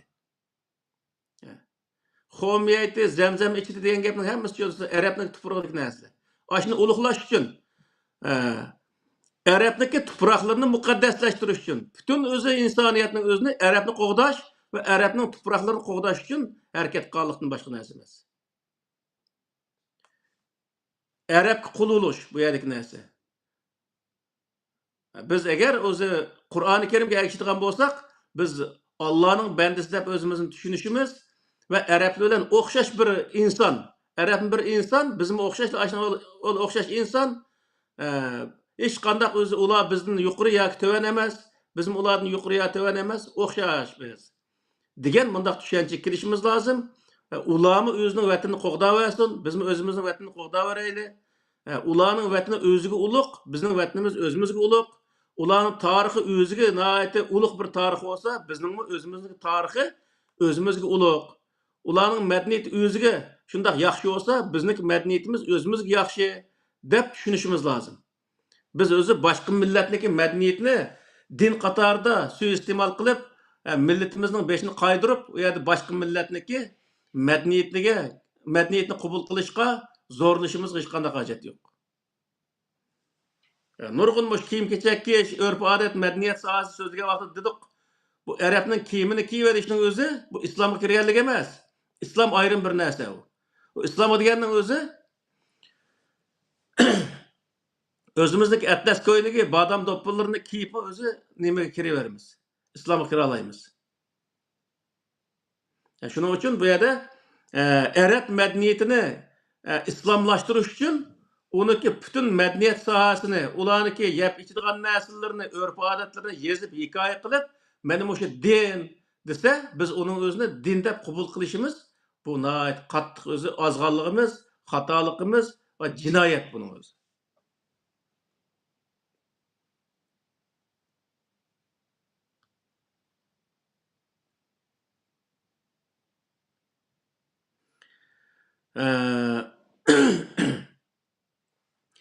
Yani bu rivayetlarni Muhammed Aleyhisselam'ın kıyamet kayım boğuşuluk peygamber kılıp elip, yani elçi kılıp elip hazır özü onunki ölüp ketkili 1400 yılında eşip ketdi. Eşip ketken bolsa-mı hala hazırçılık bir yer təbliğ qilib жүрген qatarda ayndaq hisoblashning o'zi onunki yan bir o'zi maqsad nima degan vaqt, yan bir o'zi zeyli nima degan vaqtda bu bu rivoyatlarniki, yani bir ziyni millatga u rivoyatlarni, u hikoyalarning o'zini ilm ko'rsatish orqali ashuni o'qib, vaqtni o'tkazib, hozirgi zamondagi ilm fanlarini jiroqlashtirish, hozirgi zamondagi insonlardan oqib qoldirishdan iborat mush ziyonning o'zini olib kelyapti misol. Buni millat tushunish kerak. Kesh arab hikoyasini o'qib, falon raziyallohu anhu an debdi, Puston raziyallohu anhu man deb o hikoyani o'qishning hech qanday bizga foydasi yo'q. Biz u yerda nima qilishimiz kerak? Qaysi ish qilsak to'g'ri ish qilgan bo'lamiz, qaysi ishni qilsak xato ish qilgan bo'lamiz. Buni bilsak bo'ldi. U raziyallohu anhu an qilibdi, man qilibdi, an yepti degan gapning o'zi bizga hech qanday keragi yo'q. Qur'oni Karim zaten nima yesak bo'ladi, nima ichsak bo'ldi, bu aniq yoziqliq. Shunga bu narsalarni o'qish o'zi ilm hisoblanmaydi. Buni o'qib vaqtni o'tkazish, vaqtni isrof qilganlikdan boshqa narsa emas. Uni o'qib insonlarning o'ziga tabliq qildim deyish faqat aldamchilikdan boshqa narsa emas. Ya'ni bizning millat o qadar bir o'zi holat tushib qolibdiki, oldiki narsani qip-qizil yolg'onligi aniq tursa-mu, u yolg'onga ishonishga rozi. Bir odam to'g'ri gapni, rost gapni qilsa, u rost gapga ishonmaydi, u qadar kulib ketgan yani. Qur'onda bir oyat va Isroil avlodlari haqida va zullilat alayhim nima? Ama va zuribat alayhimuz zillatu vel maskanatu va ba'u bi g'azabin minalloh degan oyat. Ash xorliq sinib ketganda, yani mushundaq yashsaq bo'ldi biz. Bunun ortig'i bizga o'zi ziyon degandek mushundaq holat tushib qoldik.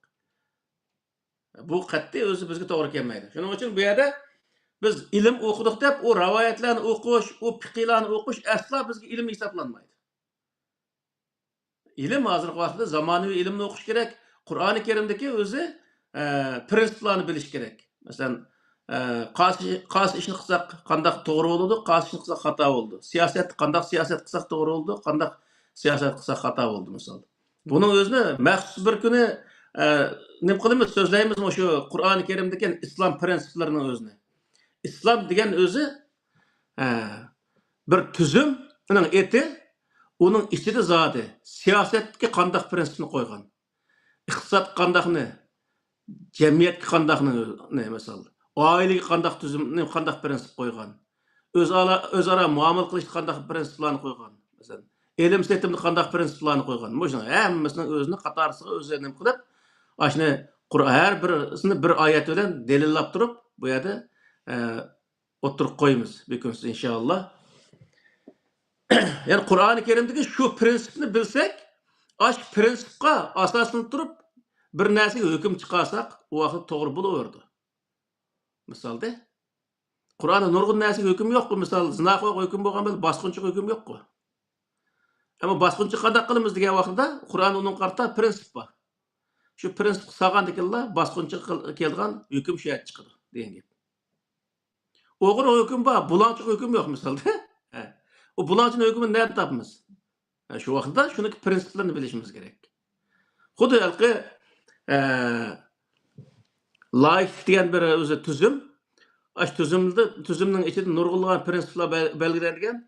Ash prinsipga asoslanib turib davlat qonun tuzuydi misol. Jinoiy ishlar qonuni deymiz, siyosiy qonun deydi, tabiat qonuni deydi. Har xil huquq nima halqi nima huquq qonunda aşına nurg'unlagan o'z qonunlarni tuzuydi misol. Shu qonunning hammasiniki prinsiplari shu o'zi tuzumda belgilangan. Shu tuzumga asoslanib turib tuzuydi uning o'zini. Buning o'zini Qur'on nima deydi? Shariat deydi. Yani her bir mamlakat Qur'ondagi shu prinsipga asoslanib turib o'zining amaliy ahvolini o'zini chiqishgan asosda qonun tuzsa, yani Qur'oni Karimdagi shariatning o'zini tuzib chiqqan bo'ldi degan gap. Shuning uchun bu yerda biz bu quruq rivoyatlarni o'qish orqali biz vaqtimizni o'tkazib o'z hozirgi zamon ilmlaridan jiroqlab ketish, oqida qolib qolish bu nihoyat og'ir bir jinoyat. Chunki zamonni oqida qolib qolganligimiz uchun hozir shu o'zi og'ir kunlarni tortyapmiz biz. Shunga qarindoshlarimiz bundaq narsalarga diqqat qilish lozim yani.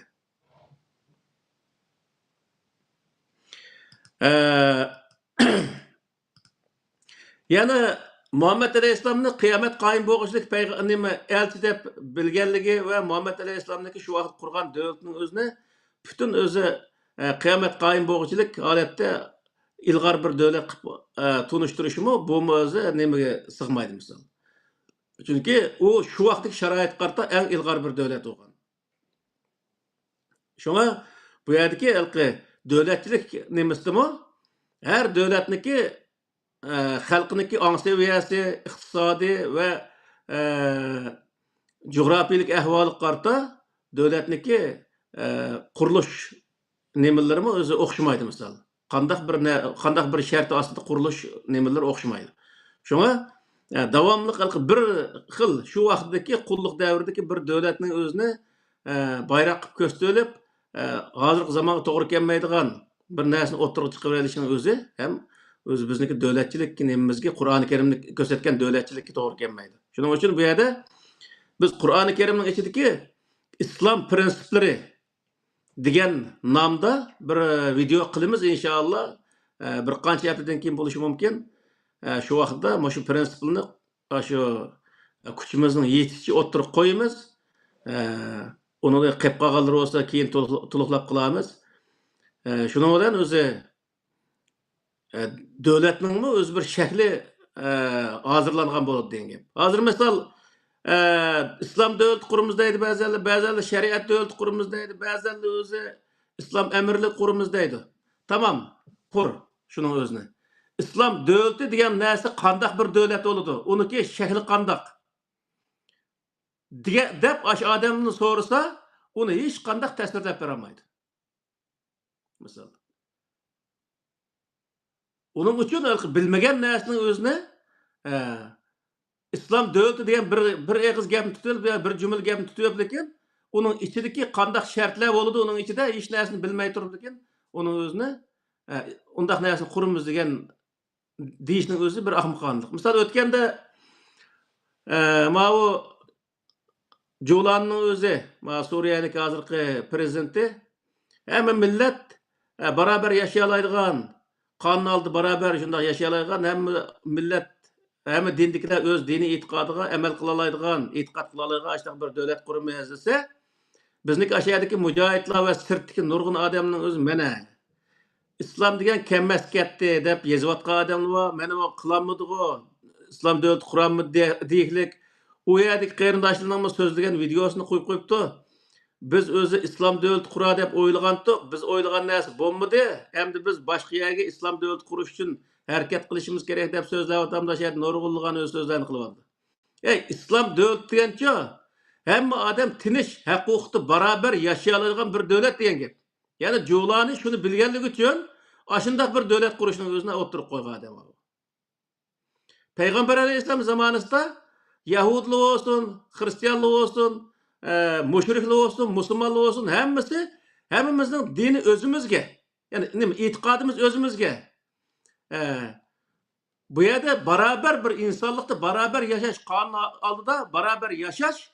Yani bu İslam diyen bu prensip kelgen asasta hemmesi bir yerde yaşayan. Mesela Ebu Sufyan'ı cıhtıl kaldık mı şu ötkenki video oldu mu? Ebu Sufyan'ın özü İslam'ın iman etken adam emez. Peygamber Aleyhisselam'ın peygamberlik işergen adam emez. Allah'ın birlikке, barlık işergen adam emez. Misal de barlık işersin mi, birlik işermeyen adam. Aşı adamın özü İslam'ı kabul kılıklık. İslam degen neymi diye vaxtıda? Bay diyen hoş. Hem adam kanun aldı beraber yaşaş. Kanun aldı, hukuk cihette hemmesi beraber yaşaş. Ben bunu kabul kılsa, kabul kılsam İslam'ını kabul kılgan bolsa. Onun kabul kılmagandaki bu yer tinchlikni buzma degan bo'ldi. Tinchlikni buzma degan maqsadli odamlik Alloh taolo qatil mushrikin deb Qur'onda oyatlarni tushirdik. La takuna fitnatun ve yakuna dinu kulluhu lillah degan oyatni nem qildik misol. Bütün qarşılık tugab, diniy qarşılık, yani e'tiqodiy qarşılık. Musulmonga men o'zi butqichi o'qidim, u mening dushmanim degan narsani tugitib, u o'ziniki e'tiqodi, mening o'zimning e'tiqodi bu, meningki o'zimga, aning o'ziga biz insonlikda barabar yashaymiz degan nuqtaga kelgan qadar kurash qil deydi Alloh taolo Qur'onda. Uning oxir xulosasi nima chiqadi? Lakum dinikum valiyadin chiqadi. Shuning uchun bu yerda biz Hozirgi nuqta nima degan vaqtda rahmat bo'lgan narsa, olamga rahmat bo'lgan narsa payg'ambar alayhissalom emas, payg'ambar alayhissalomga tushirilgan kitob, yani Qur'oni Karim ekanligini bilishimiz lozim. Bu yerda biz payg'ambar alayhissalomni rahmat qilib olib dunyoga, undan keyin payg'ambar alayhissalomga ergishimiz, payg'ambar alayhissalomga itoat qilamiz deydimi ahmoqlar. Payg'ambar alayhissalom oldingda bo'lmasa qan nimaga itoat qilyapsan sen? Payg'ambar alayhissalom so'rdiga itoat qilyapsa, o'zining nimaga itoat qilayotganligini bilmaydi misolda. Oldimizda bo'lsa, gapni qilsa, mani qilinglar, mani qilmanglar, xo'sh hojam deb qilsak, u vaqt itoat qilgan bo'ldi u. Sen oldingda hech qanday bo'lmasa, sen payg'ambar haqida yozilgan hikoyalarga, yolg'on hikoyalarning o'ziga itoat qilsang, payg'ambarga itoat qilgan bo'lamsa, payg'ambarga yolg'onni topilgan bo'lsa, u hikoyalarning o'zi payg'ambar alayhisalom vafot bo'lib 250 yildan keyin birinchi qadam yozilgan narsa. Oxirisi 500 yilgacha oraliqda.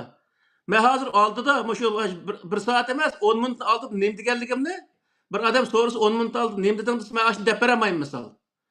Odam ashunchalik ojiz bir narsa. Yoki ishga deb gapirayotgan bo'lsak, men 10 minut gapirib, gapning 5'ini nima dedim deb tashayotgan odamni so'rasam, men degan gapni o'zi aynan deb beramaydi ayda. İnsan aşında aciz narsa turug'lig'in payg'ambar alayhissalom bir gapni qilib qo'yib 250 yil o'tib ketgan vaqtda shu gapni aynan yezib oladigan qanday insonlar ekan u? Butunlay o'ydirilgan narsa misolda. Shuning uchun bu yerda bu payg'ambarga chaplangan bundaq bo'xtonlarga ishonmaslik lozim. Faqat bizni ishondig'imiz Qur'oni Karim, itoat qiladigan narsamiz Qur'oni Karim. Shu vaqtning o'zida biz Allohning diniga kirgan bo'lamiz. Allohning dini islom, islomni qabul qilgan bo'lamiz shu vaqtda. Shuning uchun yana bir qatim o'zi xuloslab qo'yay. "Va ma arsalnaki illa rahmatan lil alamin" deganni ikki xil ma'noda tushunishga bo'ladi. Birisi payg'ambar alayhissalomni olamga rahmat qilib evatdiq deganning o'zi bu nimani bildirdisa, shu arab jo'grafiyasini ko'rsatadi degan gap. Zaten u yerda Qur'onning o'zida deylik, sana o'zi ata-bobosi hech qanday bir o'zi ata-bobosi kitob tushmagan bir qavmga seni evatdiq deylik. Yana bir oyat ko'rsa, Makka va uning atrofidagi insonlarni ogohlantirdi deb o'zi Qur'oni Karimda belgilab qo'ygan. Demak, bu yerda narsa nima desa, u yerdagi olamin shu atrofdagi payg'ambar alayhisalom payg'ambarlik qilgan doiraning o'zini ko'rsatdi degan gap. Bu butun dunyoni ko'rsatmaydi u. U yerdagi rahmat payg'ambar emas, Allohning kitobi. Xo'sh.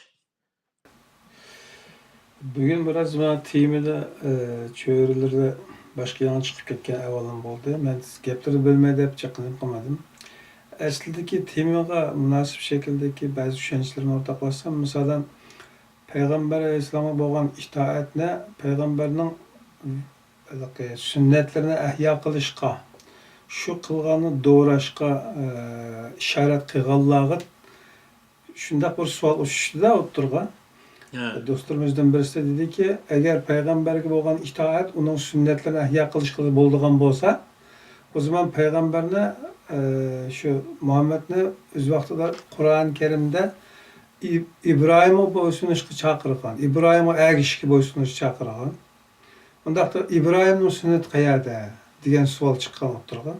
Buni shu so'zni tavsiya qilganlarga ekran orqali bir eskartish berib qo'yay dedim. O yerdagi narsa nima desa, İbrahimning sunnatiga İbrahim mangan yo'l degan bo'ldi. İbrahim mangan yo'l nima desa, İbrahimga tushgan kitobniki ko'rsatgan yo'li. Yo'lni ko'rsatdi. Qur'oni Karimda sunnatulloh degan oyatlar bor. Bu nima desa, Allah ko'rsatgan yo'l. Allah tushib payg'ambar alayhisalom mash yo'l bo'lmada, "Man faloniyaga borsa" deb ko'rsatib qo'ygan hech qanday yo'l yo'q. Qur'onni tushirib, "Ma ishni qilsang to'g'ri bo'ldi, ishni qilsang xato bo'ldi" deb o'zi ko'rsatgan yo'l bor. Payg'ambar alayhisalom mana shu o'zi shu yo'lni meng'liq sunnat mana shu. Ya'ni Allohning kitobi ko'rsatgan yo'lda manganlik Allohning kitobidagi sunnatdir. Ya'ni yo'lda manganlik bo'ladi. Ammo asla payg'ambar o'zi o'ngchivashqa o'zi bir yo'l paydo qilgan bir narsa Qur'oni hech qachon hech narsa bo'lmagan. undaq qilish aslo mumkin emas. Chunki agar ashunda qildigan bo'lsa, Qur'oni Karimning sirtida yana bir yo'l paydo qildigan bo'lsa, u vaqtda aslo o'zi u payg'ambar hayot qolmaydi qolgan. Misol, sura Qiyomatda bor-ku, laqatana minhul watin degan oyat bor misol. Ash oyat nima desa, uni biz o'z qudratimiz bilan halok qilayotgan bo'latdik, ya'ni uni garantimurni uzib etgan bo'latdik deydi. Ya'ni uni halok qilishni qanday halok qilgan bo'latdik desa, garantimurni ya'ni biz deydi-ku, aslini qilmajima bo'ynini uzyapti deydigan gaplar bo'ldi-ku, xuddi shunga o'xshagan gap misol. Bo'ynini uzyapti degan deb o'xshaydi. Ya o alaqa payg'ambar islom to'g'risidagi maxsus programmada va uning oldi keyin programmada bu vaqtgacha eskartishlar berildi. Izohatlar, qo'shimcha ishoratlar berildi. Darvaqa zaten nimaga ishorat qilganligini programma boshdan oyoq izlanib ko'rayotgan qarindoshlar asosan tushunadi, tushunib kelyapti. Shunga zid kelgan bir narsa o'rtaga chiqmadi bugungi kunda qadar. Mening o'sha katta aqlim bilan hozir shunchalik keng guvohlik beraman. Bugungi temaga aloqador abiyadan siz deb o'tib ketgan butun Nuh alayhissalomning to'pon bolasini misol elib shu yerdagi bir muayyan bir doirani belgilaydigan bir afet edi degan shaklda ifodani qo'llanlar. Ba'zan to'pon balasiningki olam shumul, ya'ni butun zaminning hamma yerini suv bosib ketganlikdek bir tadqiqotlarni o'rtaga chiqarib, undan keyin Tinch okeanning o'rtasida mo'q quruqlikning burun bo'lganligi, keyin o'sha to'pon balasi suv cho'kib ketganligini naql qilgan, rivoyat qilgan kitoblarga chiqdi-da o'rtaga. Bu vaqtda agar deydiganlar bo'lsa anglab baxsak, andan keyin bu ishdan aloqador savol so'rab bir do'stlarimizdan bilsa, ko'rarman do'stlardan bilsa, agar to'pon balasi butun dunyo bo'yicha bo'lmadi degan taqdirda Türklarning yoki bizlarning avlodini, o'zining nasabini Nuh alayhissalomningki Yafas degan o'g'lining avlodlari edi deb shunga bog'laydigan qarashlari xato chiqadi, ya'ni xato bo'lgan bo'ladi. Albatta xato bo'lgan bo'ldi. Deydi. U faqatla shu Yahudilniki tarixidan elingan bir narsa o'z vaqtida. Arablarniki tarixini surish qilsam, Samiyni surish qilamiz-ku. Samiy haqida shunday ma'lumotlar bor. O Samiy degan nima desa, Nuh alayhissalomning 3 bolasini Ham, Sam, Yafas degan Sam, shu Samning bolalari degan ma'noni nima qildi endi. U ash Yahudlarning to'qib chiqqan bir narsalari. Ammo u hech qanday bizniki tariximizga hech qanday aloqasi yo'q. Faqat shu Molla Musa Sayrami shu o'zim u odam shu diniy soat o'qigan odam bo'lg'achqa, shu Yahudlarniki shu rivoyatlarning ichidan shunday narsani tepib, shu biz Yafasni bolalari ekanmiz degan yerlar shu. Bo'lmasa u Yafasniki o Nuh alayhissalomniki o bolalari nima, Nuh alayhissalomniki o nimasi qavmi u yerda halok bo'lib ketgan bo'lsa, 3 odam qilib qolgan bo'lsa, qolgan dunyoniki boshqa yerlar insonlar bor degan gap bu vaqtda misol. Nuh alayhissalom qancha yil bo'ldi, uning oldida o'zi nurg'ulgan odamlar tursa, faqat odamning o'zi shu nimadilar, shu Yunonistondagi nimasi bir orolda yashab, boshqa hech qanday odam bo'lmagan bo'lsa, u vaqtda boshqa gap. Yani dunyoning haqiqat joylarida odam bor. U Nuh alayhissalom yashagan yer u yerda nima bo'lgan. Bayqi muqtas deganning o'zi shu. Masalan, dunyoning yerimini suv esib ketgan taqdirda butun dunyoni suv esib ketdi deyishga bo'lmaydi-da. Hozir masalan, nima Amerika, Osiyo qit'asini tamoman suv esib ketsa, butun dunyoni suv esib ketdi deyamaymiz yani. Nima qilsa Afrika, u nima okeaniya bor misolda.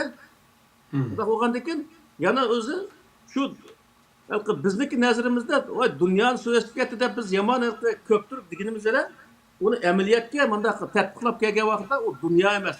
Masalan, muqtasini suv esib ketgan bo'lsa, yo'qolib ketgan bo'lsa, shu bir qita. U yerdagi yo'qolib ketgan yer, suv esib ketgan yer shu bir qita.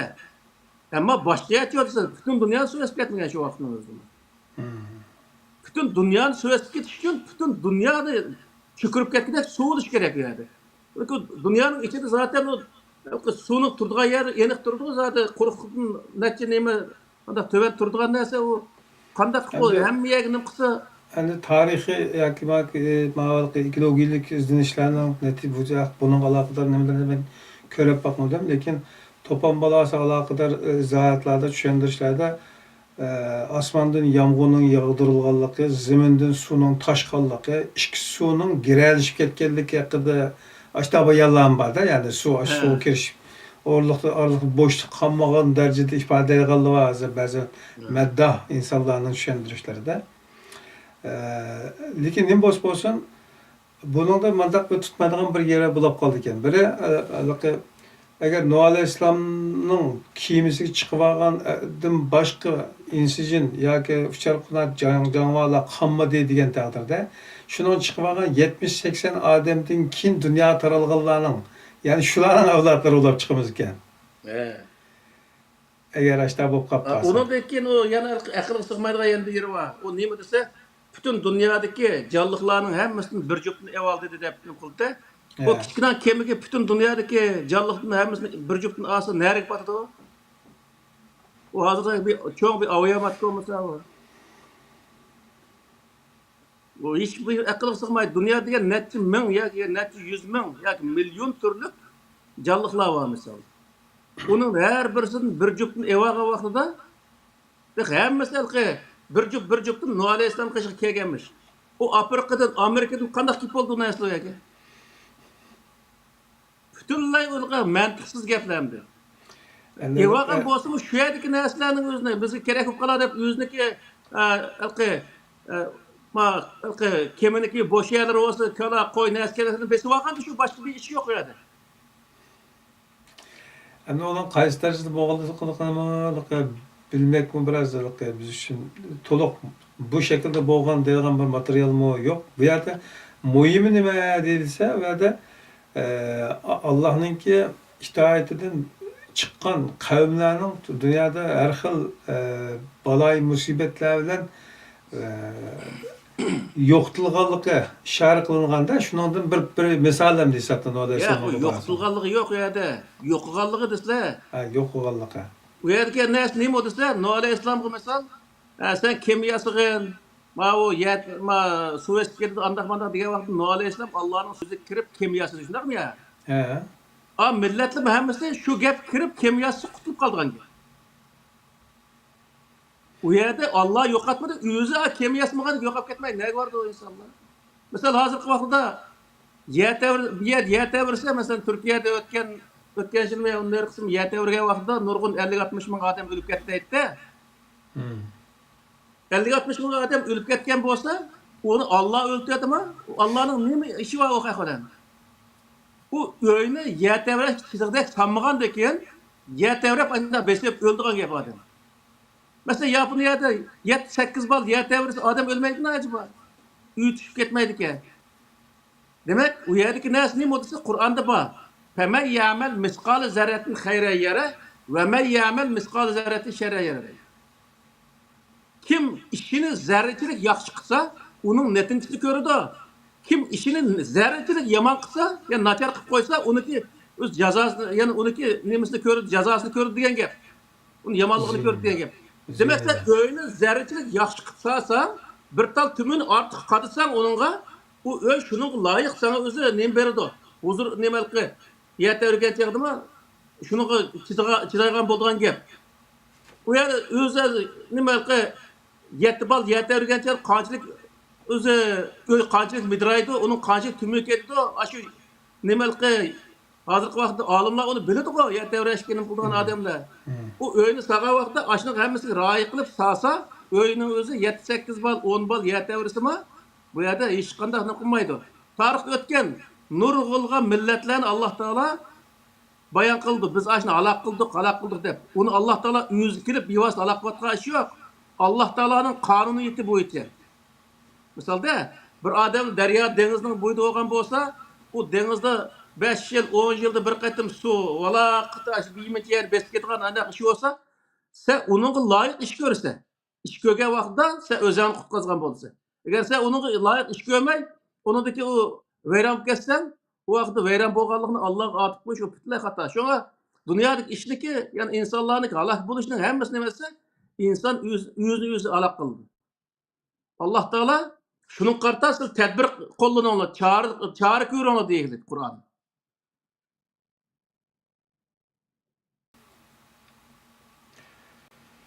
Bu taqdir aloqador bir programma qilingan bo'lib da qilinmadi. Taqdir haqida tushunchaga bir dars qilamiz deb. Hmm. Bu yerdanki nimadan biroz to'xtalib o'tib ketdilar. Hozir yana kirdik bunga. Ya'ni Alloh bo'layotgan har bir voqea hodisalarga bevosita qo'l tiqib, davomli unga nazorat qilib, o'zgarishilib bordigandek tuyg'u berib qo'ydi ekan insonlarning tushunchasida. Amaliyot shu kun fayakundan keyin zaten hamma narsa belgilanib bo'lgan-kanda, Elbette, elbette. bütün qonuniyatlar belgilanib, shu 6 kunda yaratilgan dunyoninki tartiblari hamma narsa shuning ichiga bir sistem qurildi. O sistem shu ichidan yangilanib turadigan, ko'nsi o'lab turadigan, yangi paydo bo'lib turadigan, o'lakdan tirik, tirikdan o'lak chiqadigan.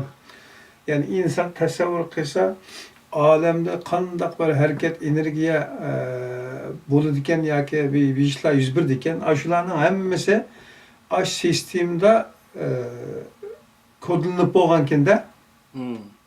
Doğru. Bu shunday bir ishki asli bu.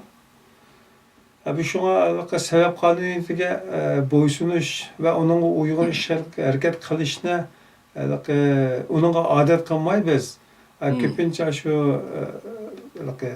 xato tavakkul qarg'ularcha. Andan keyin aşağılık ham tema bilan yashab shunga ko'nib qolgan ekanmiz. Shu hozirga qadar aynan shu Mehdi kelgancha mana qutulamiz. İsa alayhissalom tushganda qutulamiz deb shunga kelib o'tiramizda. Elbette. Şu taqdir haqida burun bir to'xtalgan bo'ldik, ammo u to'liq bo'lmadi. Çünkü bir qism yerlarga insonlar unda o'ng'ay qabul qilolmagandan keyin qayta deyish to'g'ri kelib to'liqlab. Mana u Peygamber alayhisalom haqida hamda dunyoga, butun dunyoga qiyomat qoyim bo'lishini payg'ambar deb, yo'q kishiga itoat qilamiz deb bu yerda jafo tortib ketishga hojat yo'q. Yani Alloh payg'ambarga itoat qilinglar degandan qiyomat qoyim bo'lguncha uni itoat qilinglar degan bo'lmaydi u yerdagi narsa. Yani mush oldida shu vaqt sahobalarning oldida payg'ambar alayhisalom bordi. Aş peygamberga siz itoat qiling degan gap. U o'lib ketgandan keyin oqib turdi ash oyatniki va ulul amri minkum deb. İş egisi yani Peygamber Aleyhisselam'ın işini kulu ağan. Ebu Bekir aldığım katımda Peygamber Aleyhisselam vefat olgan dikinler. O Ebu Bekir'e itaat kıldı. Sahabının özü. Doktor biz o Muhammed itaat kılgan tutsak biz nimde sana itaat kıldıklarımız demedi aşağıda. Demeyi Ebu Bekir saylandı. Ebu Bekir'e itaat kıldı. O Ebu Bekir ölüp ketkendiği için Ömer saylandı. Ömer itaat kıldı.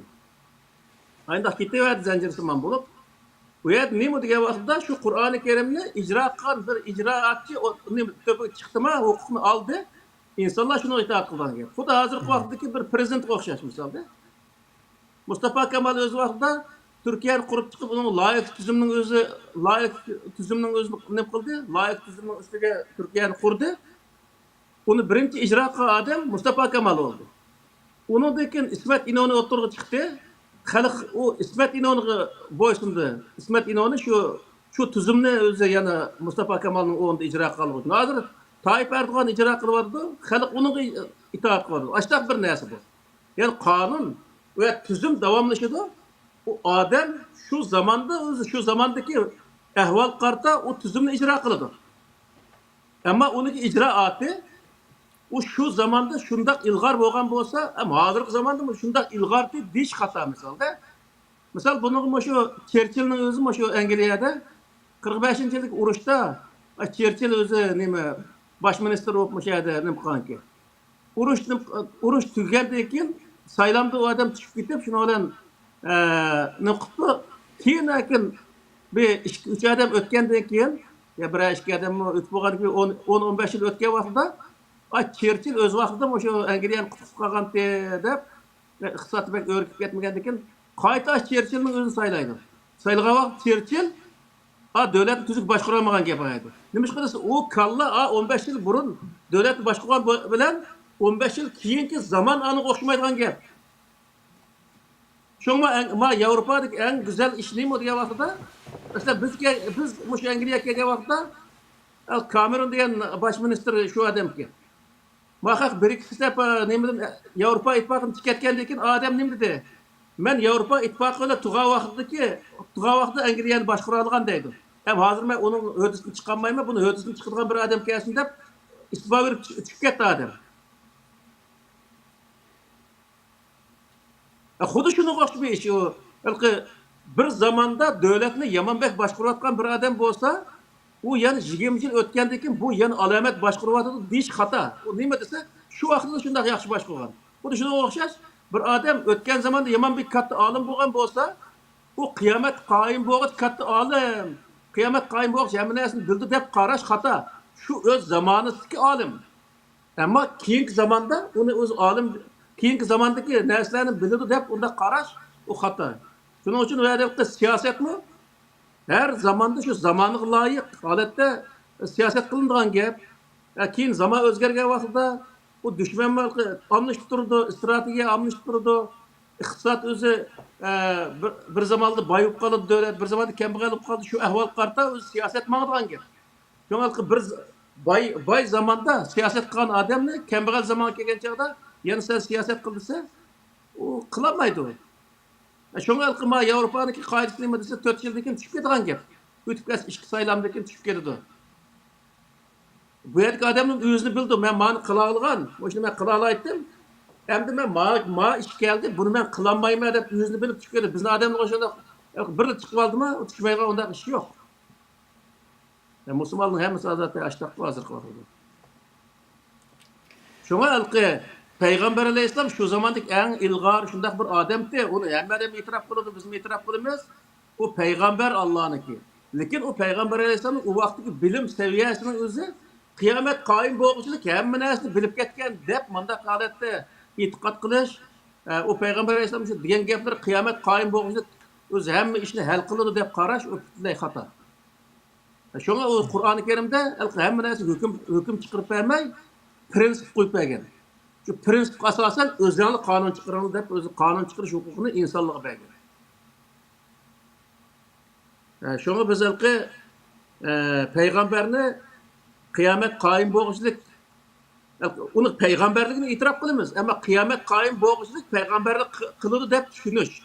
Onu ki onun karta yazılgan rivayetinde kıyamet kaim boğuşluk bu din dep düşünüş bu bütünley hata değil.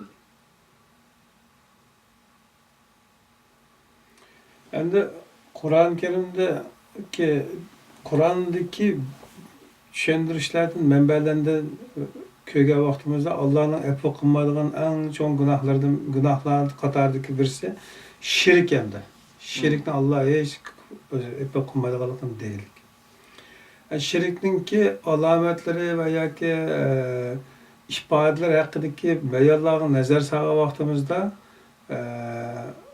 şirik Allah'ın tevhidige halap boğan yani onundan çıkıp ketken mezmunlarını öz içine alıdı da medet istianet, dua yaki deyimiz onundan şafaat talep kılış, riya kılış, yaki onun köz katarlık nurgun mezmunlarını öz içine alıdı. Ama hemisi şiriknin kategorisi girdi. Endi Peygamber Aleyhisselam ölüp ketdi dep 632'de. 632 yıl ölüp ketken. 632 yıl ölüp ketdi deyilgen bir zat. Hazır kadar namazlarımızda salam verimiz. Mesela. Medine Münevver'e vaktimiz Peygamber Aleyhisselam'ın mescide girip mescidinki ma'lum belgenge yeri kelgen çağda aşağı qarab salam bersen sana cevap kıldı deydi o. Yani bu konu önemli düşüncelerde Peygamber Aleyhisselam hala yani hayat içimizde de bak. Doğru. Badekte muamele kılımız yani. Bunda da ülep kettim o ya zaten bağım. Digiz gibi de adamın. Uskalları bağdı lakin o hem şu vakti ölüp ketken de hem de onu bir kulun hepsini zayikatul mevt diye ayet var mesela erkanda canlık ölür diyen gep. O erkanda canlık ölür diyen o peygamberden bir canlığın birisi. Bunda hani onun ölüp ketkenligi ener. Onu ölüp ketip itiraf kılış hiç kanda özü bir emniyet uygun bir itiraf boludu. Ama onu o kavrisi kaşık varsa selamun aleyküm desek ve aleyküm selam deydi deyişinin özü bu hata bir narsa o. O ölüp ketken adamga salam kılın degan bir narsa yok Kur'an'da. O salam degan nima? Atrofimizdagi odamlar qilgan gap. Ölüp ketken adamga nima deb salam qilamiz misol? Şu teşebbütteki salamlamak varsa şu Peygamber Aleyhisselam nimege Miraç vakasida Miraç çıkan çağdı dedi de Allah'ın dergahı çıkarsa Allah Teala açtı diye Allah salam kılgan kişiye biz salam kılmadık dedi. Nimeleri var da hem de recileri. Hem de o aşında hem de şu Hudamı onu hürmet kılad hem de dep şu şundaq kötürüp Hudanın mı töpsüge çıkartaydı asli aşağıdaki açık koyduk hem de. Öyleki Ma bu öylerimiz tizip algan nersiga qarsak mı bir tarafta Allah bir tarafta Muhammed yapma. Açta neslerdi bade. doğru. Mescitlerimiz dikkat kılgan vaxtımızda mı bir tarafta Allah bir tarafta Muhammed yapma. Hat. Şu Ve hatta bazılarınınki de töt Halid çariyalarına sınırı koşup gidiyor. O Ebu Bekir Umar'ın tarafındaki Hasan Hüseyin'in tarafı yazıyordu o mescidine Türkiye'ye varsa. Mayadma London'da bir mescidimiz var. O şu Pakistanlık Araplarımızın kıldıgan. Bir tal ya Allah ya Muhammed diye xat yok. Mihrabın etrafında hiç kadar bir yerinde xat yok. Bu mescid bir 10-15 bin adam namazı kılgan şundak çoğun mescid. 3 qavat bir yer, bazı yerler 2 qavat şundak çoğun mescid. Onun içinde bazı öyleri var. Aşağılıkı Yahudiler ya Hristiyanlık gibi kalsa o yığın tolu buldu. Aşılarının ibadet kıldığı ibadet halları var aşağının içinde. Hem adam kirip özünün ibadetini kılalaygan manda haletde. Resmi İslami mescid ağır. Müslüman degan anda oluş gerek. Hem adamdaki dini itikadını hürmet kılalaydigan. Manda buluş gerek. O vaqtda o sana bir adam hürmet kıldı degan gap. İşte o desek geçecek. Xulaslab etqan vaxtımızda alemlerge rahmet kılıngan narsa ölmeydigan narsa, o kıyamet kadar devam kıldıgan narsa, bütün alemni kaplaydigan narsa oluş gerek de. Şuna bu hususiyetle Peygamber Aleyhisselam'da bir insanlık ulaşmıştı, ölüp ketken birisi ulaşmıştı, onun da yok. Bu süpet fakat hazır bizim kolumuzda bak, Kur'an'da bak. Diyen xulasıga kelish bir aqalli bir rejam, bir insonning tefekkürü bir yani ma'qul bir nimamda. Endi Kur'an özünün bütün sübetleri bilen, hikmetleri bilen işideki mezmun, fasahat, balağatları bilen aldığımız turuptu. Bunu inkar kılalaydiganlarını hazır körep bakmadık ve başka okşun yazalıganlarını körep bakmadık. Şuna Kur'an'ı biz yani şeksiz Allah tarafından kelgen vahiy muşşu ahirki tarafından kelgen vahiy muşşu deb işengenligimizden şunu menba qilish yo'lini tanlagan boldik. Hazır kadar bizlik kılıvatkan yani ba'zan bir töhmetler yoki suvaqlardan birisi bu payg'ambarni inkar qildi degan darajaga olib bordi de. Nauzubillah biz o inkar kılmadık belki bütün peygamberlerini peygamberimiz de bildi biz Allah'ımızın devayetini dilinde bilip gittiler. Hatta bazen töhmetçilerinki sizler şu nimaga o'xshaysizlar Peygamber Aleyhisselam'a mesxara qilib resim chizgan, kitap yozgan kishilarga o'xshaysizlar deganlarmi bo'ldi. Yani Allah aramızda en yaxshi adil hükümü çıkarıcıdır. Peygamber Aleyhisselam nima kıldı degan savolga bizim programımızda Peygamber Aleyhisselam Kur'an'ı icra kılgan idi degan bir cümleni qilgandik. Şununla qaysak biz şu Kur'an'ı icra qilsak Peygamber Aleyhisselam qilgan bo'lmas. Elbette. Degan narsani degan fikrni ilgari surgan edik. Bugünkü program münasebetiyle yani bunu bir esletme olsun dedim. Aldığımız programda inşallah tekrar yani görüşüp durumuz. Başka sualla bir biraderimiz yani sual soraptı. Peygamber Aleyhisselam'ın Muhammed Aleyhisselam'ın ahirki peygamber ekanligidan biz onun kıyamet qayım bolguncha peygamberimiz deb tushunishimiz xato olamdı deb sual sorap qoptu yana. Yani peygamber kelmeydigan bolğaçqa dep. Peygamber ekanligi işinimiz. Onunki hiç kadar şüphe yok. Ama onu kıyamet qaim bo'lg'ich payg'ambarlik qilayotganligi ishonish bir ahmoqona bir ish. O qanday degan vaqtida zaten hozir payg'ambar alayhisalom degan payg'ambarlik qilayotgan bir ish yo'q-ku. 1400 yil bo'ldi payg'ambar alayhisalom o'lib ketgani, o'lib ketgan deb qanday payg'ambarlik qildi. Demak, bu yerdagi narsa nima desa? Qur'on. Ya'ni boy deganga o'xshash biz o'zi payg'ambarga tushgan Qur'onga ergishimiz, shu vaqtda payg'ambar ergashgan narsaga ergashgan bo'lamiz. Yani jig'ib aytgan vaqtida. Ashta qilsak payg'ambar mangan yo'lda mangan bo'lamiz yani. Yani Qur'oni Karimda payg'ambar mangan yo'lda menglar degan bir ibora yo'q. Chunki payg'ambar mangan yo'lda menglar deganning o'zi desa u vaqtda xato bo'ladi-da. Chunki payg'ambarning o'zimi nurg'un xato ishlarni qilgan. Qur'oni Karimda uning uchun u payg'ambarlar tanqidlangan. Misal abasa va tavallo an ja'ahul a'ma degan oyatning o'zi payg'ambar alayhisalom tanqidlagan oyat. Vastagfirhu innahu kana tawwaba degan oyatning o'zimcha payg'ambar alayhisalom tanqidlagan oyat.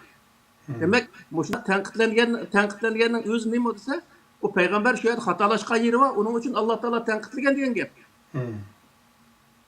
Agar Alloh taolo u yerda payg'ambarga ergishinglar, ya'ni payg'ambar nima qilgan bo'lsa, shuni o'zi qiling degan bo'lsa, u vaqtda payg'ambar qilgan xatoni qilsanglar bo'laveradi degan ma'no chiqadi. Ya'ni tuzitish berishning hojati yo'q-da. Uning uchun u yerda Alloh taolo Alloh tushirgan narsaga payg'ambarni nima dedi? Men tushirgan narsaga ergashdi payg'ambarni. Bizga nima desa, sizlar shu nimaga Qur'onga ergishinglar dedi. Ya'ni Qur'onda uch qashqar oyat bor. Hammani o'zi ittabiu degan shu oyatning o'zida siz hammani shu Qur'oni Karimga ergishinglar deydi. Bu nima degan bo'ldi degan vaqtida payg'ambarni Qur'onga ergashgan. Qur'onga ergashsanglar xatolashmaysizlar. Agar o'zi Musa alayhisalom misol xatolik o'tkazgan turda va Qur'oni Karim shuni hikoyasi berpa inisining o'zini Harun alayhisalom soqolini so'rab ketgan yerlari va misol bir odamni o'ltirib qo'ygan yerlari va ashning hammasini qilamiz bu vaqtida. Demak, bu yerdagi narsa nima desa?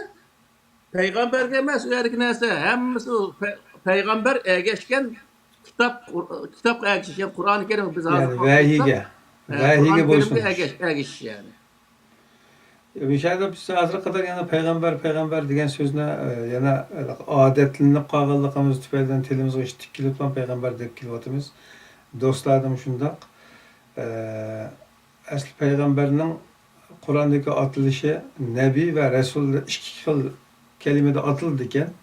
Biz ilgari tarjimasini asos qilganligimiz uchun payg'ambar deb yozilganligi uchun va bizning payg'ambarimiz boshqa payg'ambardan ulug', ya'ni ham nabiy ham rasul deb sifatlagan sifatlar bilan qo'shilib, zaten bir odamdeklam tuyulib, uning boshqa xususiyatlari bilan, ya'ni vazifadagi vaqti bilan insoniy xususiyatga vaqtini ayirib qarayolmaydiganligimiz tufaylidan odatlangan tilimizda payg'ambar deb kelganligimizda bu ishlar yuz beribdi. Aslida rasul, ya'ni rasullik vazifasi bilan kelgan vaqtida uning o'ttirib qo'ygan hamma narsa faqat Alloh tarafdan, ya'ni rasulni avatkichining avatkichi tarafidan avatilganini yetkazdiganligini. Lekin ijro qilinish ya o'zimizning oralarimizda birga yashash jarayonlarida o sizlarga o'xshash yeydigan, ichadigan, vaqti kelgan chog'da ajildan o'ladigan odam edi degan iboralarga qaragan vaqtimizda normal bir insonlik sifati bilan aramizda bog'liqi yashaydiganligini, agar yana bir payg'ambar kelsin, shunday payg'ambar bo'ldi ekan-da. Lekin kelmaydiganligini aniq bo'ldi, chunki qiyomat qadar o'zgarmaydigan bir kitobni bizga nozil qilib, shuni bilan dinimizni, ya'ni vahiy ne'matini tamomlaganligini Qur'oni Karimda buni isbotlabdi, ya'ni tushuntirib mo'lni bes bo'libdi. Shuning uchun yana bir payg'ambar, ya'ni bir nabiy keladi deb tushunmaymiz, kelmaydiganligi aniq. Ammo bu yerda boshdan oyoq Alloh shu payg'ambarga bo'ysuninglar, ya'ni Resulullah'a bo'ysuninglar. Aşı bütün bo'ysuninglar degan oyatning hammasi qasa ila Resuli deb keldi ekan-da. Ya'ni Resul degan so'z keldi ekan. Nabiy degan so'z kelmaydi ekan. Bütün oyatlarga qarab baxsanglar, bo'ysunishga aloqador kelgan bütün oyatda Resul kalimasi bilan kelgan sifat keldi ekan. Ya'ni vazifador sifat keldi ekan. Şuna şu noktalara dikkat qilgan vaqtimizda bu darslarda bo'layotgan nimani tushunalmaydi qarindoshlar, yana bir eskatma bo'lsin deb qo'ydim. Ama hazırın bayatını asılın Peygamber İslam degendikin, peygamber degendikin, yana bir aralashib ketadigan bir gap bo'lib qolmaslik uchun yana eskartib qo'ydim. Aldığımız fırsat yana yangi dersler bo'ladi inşallah. Bugungi programma dostumuz Abdulaziz birodarninki kompyuterdan mesele chiqib kirolmabdi. Shunga men saqlab bakıp mecbur kaldım. Müşahede to'xtatadigan bo'ldim programmani boshqasidan toplaydigan so'zlar bo'lmasa. Bo'ldi. Endi qolgani asosan deb bo'ldik. Qolgan savol qolsa, shu nimaning ostiga yozib qo'ysin. Kelar programmada shu savolga javob bersak bo'ldi. Bu savolları ve imkonsları bilan bizni qo'llagan do'stlarga tekrar rahmat deymiz. Menfaatlar bo'layotgan do'stlarninki o'zilar menfaatlar bo'lib olmay, boshqa do'stlarga tonish bilishlarga menfaatlar qilish uchun ularni yetkazib qo'yishini tavsiya qilamiz do'stlar. Biz bu programni o'tirib qo'ygandan tortib bizga har xil ton pishilyotdi. Programni boshdan oyoq izchil ko'rayotgan do'stlarninki bu naqshliklarga sukut qilolmay ba'zilari o'tirib saklab chiqib haqiqatning julasini tang yo'rtish uchun maydonga chiqqanligini ko'ryapmiz. Ko'pinchilari beshini ichi tiqib sukut qilyotdi, chunki xalqning bo'ron chapqinlarga qarshi haqiqat maydonida tek turish odatiga biz hozir bo'lmaganligimiz uchun bizni bek az ko'rayotgan do'stlar bo'lishi mumkin. Haqiqat sonda emas. Shunga do'stlar shu programmani boshdan oyoq tavsiya qilamiz yana. Programmada agar xatolik bo'lsa, Qur'oni Karimning va yoki boshqa so'zliklarda bu mantiqilik va insonlik sifatida bayon qilish jarayonidagi ba'zan xatoliklar yuz berdi deyilsa, agar shuni tutib ekilib, mana yerim xato bo'ldi deb turib bizga xatolarimizni ko'rsatib bersanglar, xursand bo'lganligimizni tekrar dedik, burun muddat tortib deb kelyapmiz, yana deymiz. Qur'ondan boshqa manba yo'q ekanligini tekrar tavsiya qilyapmiz. Eskartish qilyapmiz, eskartish beryapmiz. Bu so'zimizda oxiriga qadar turimiz inshaalloh. Kelar qatorliq programni ko'rishga sizlarni yana Janob Alloh topshirdi. Ustoz degandek savollaringlar, tavsiyalaringlar, talablaringlar qolib qolsa, albatta videoning inkaslarida yozib qo'ysanglar yaxshi bo'ladi. Hamma aylan tang manfaat olamiz. Omon bo'linglar inshaalloh. Kelar soatda ko'rishgacha. Assalomu alaykum. Ustoz omon bo'lsin, salom alaykum. Bo'ldi, Alloh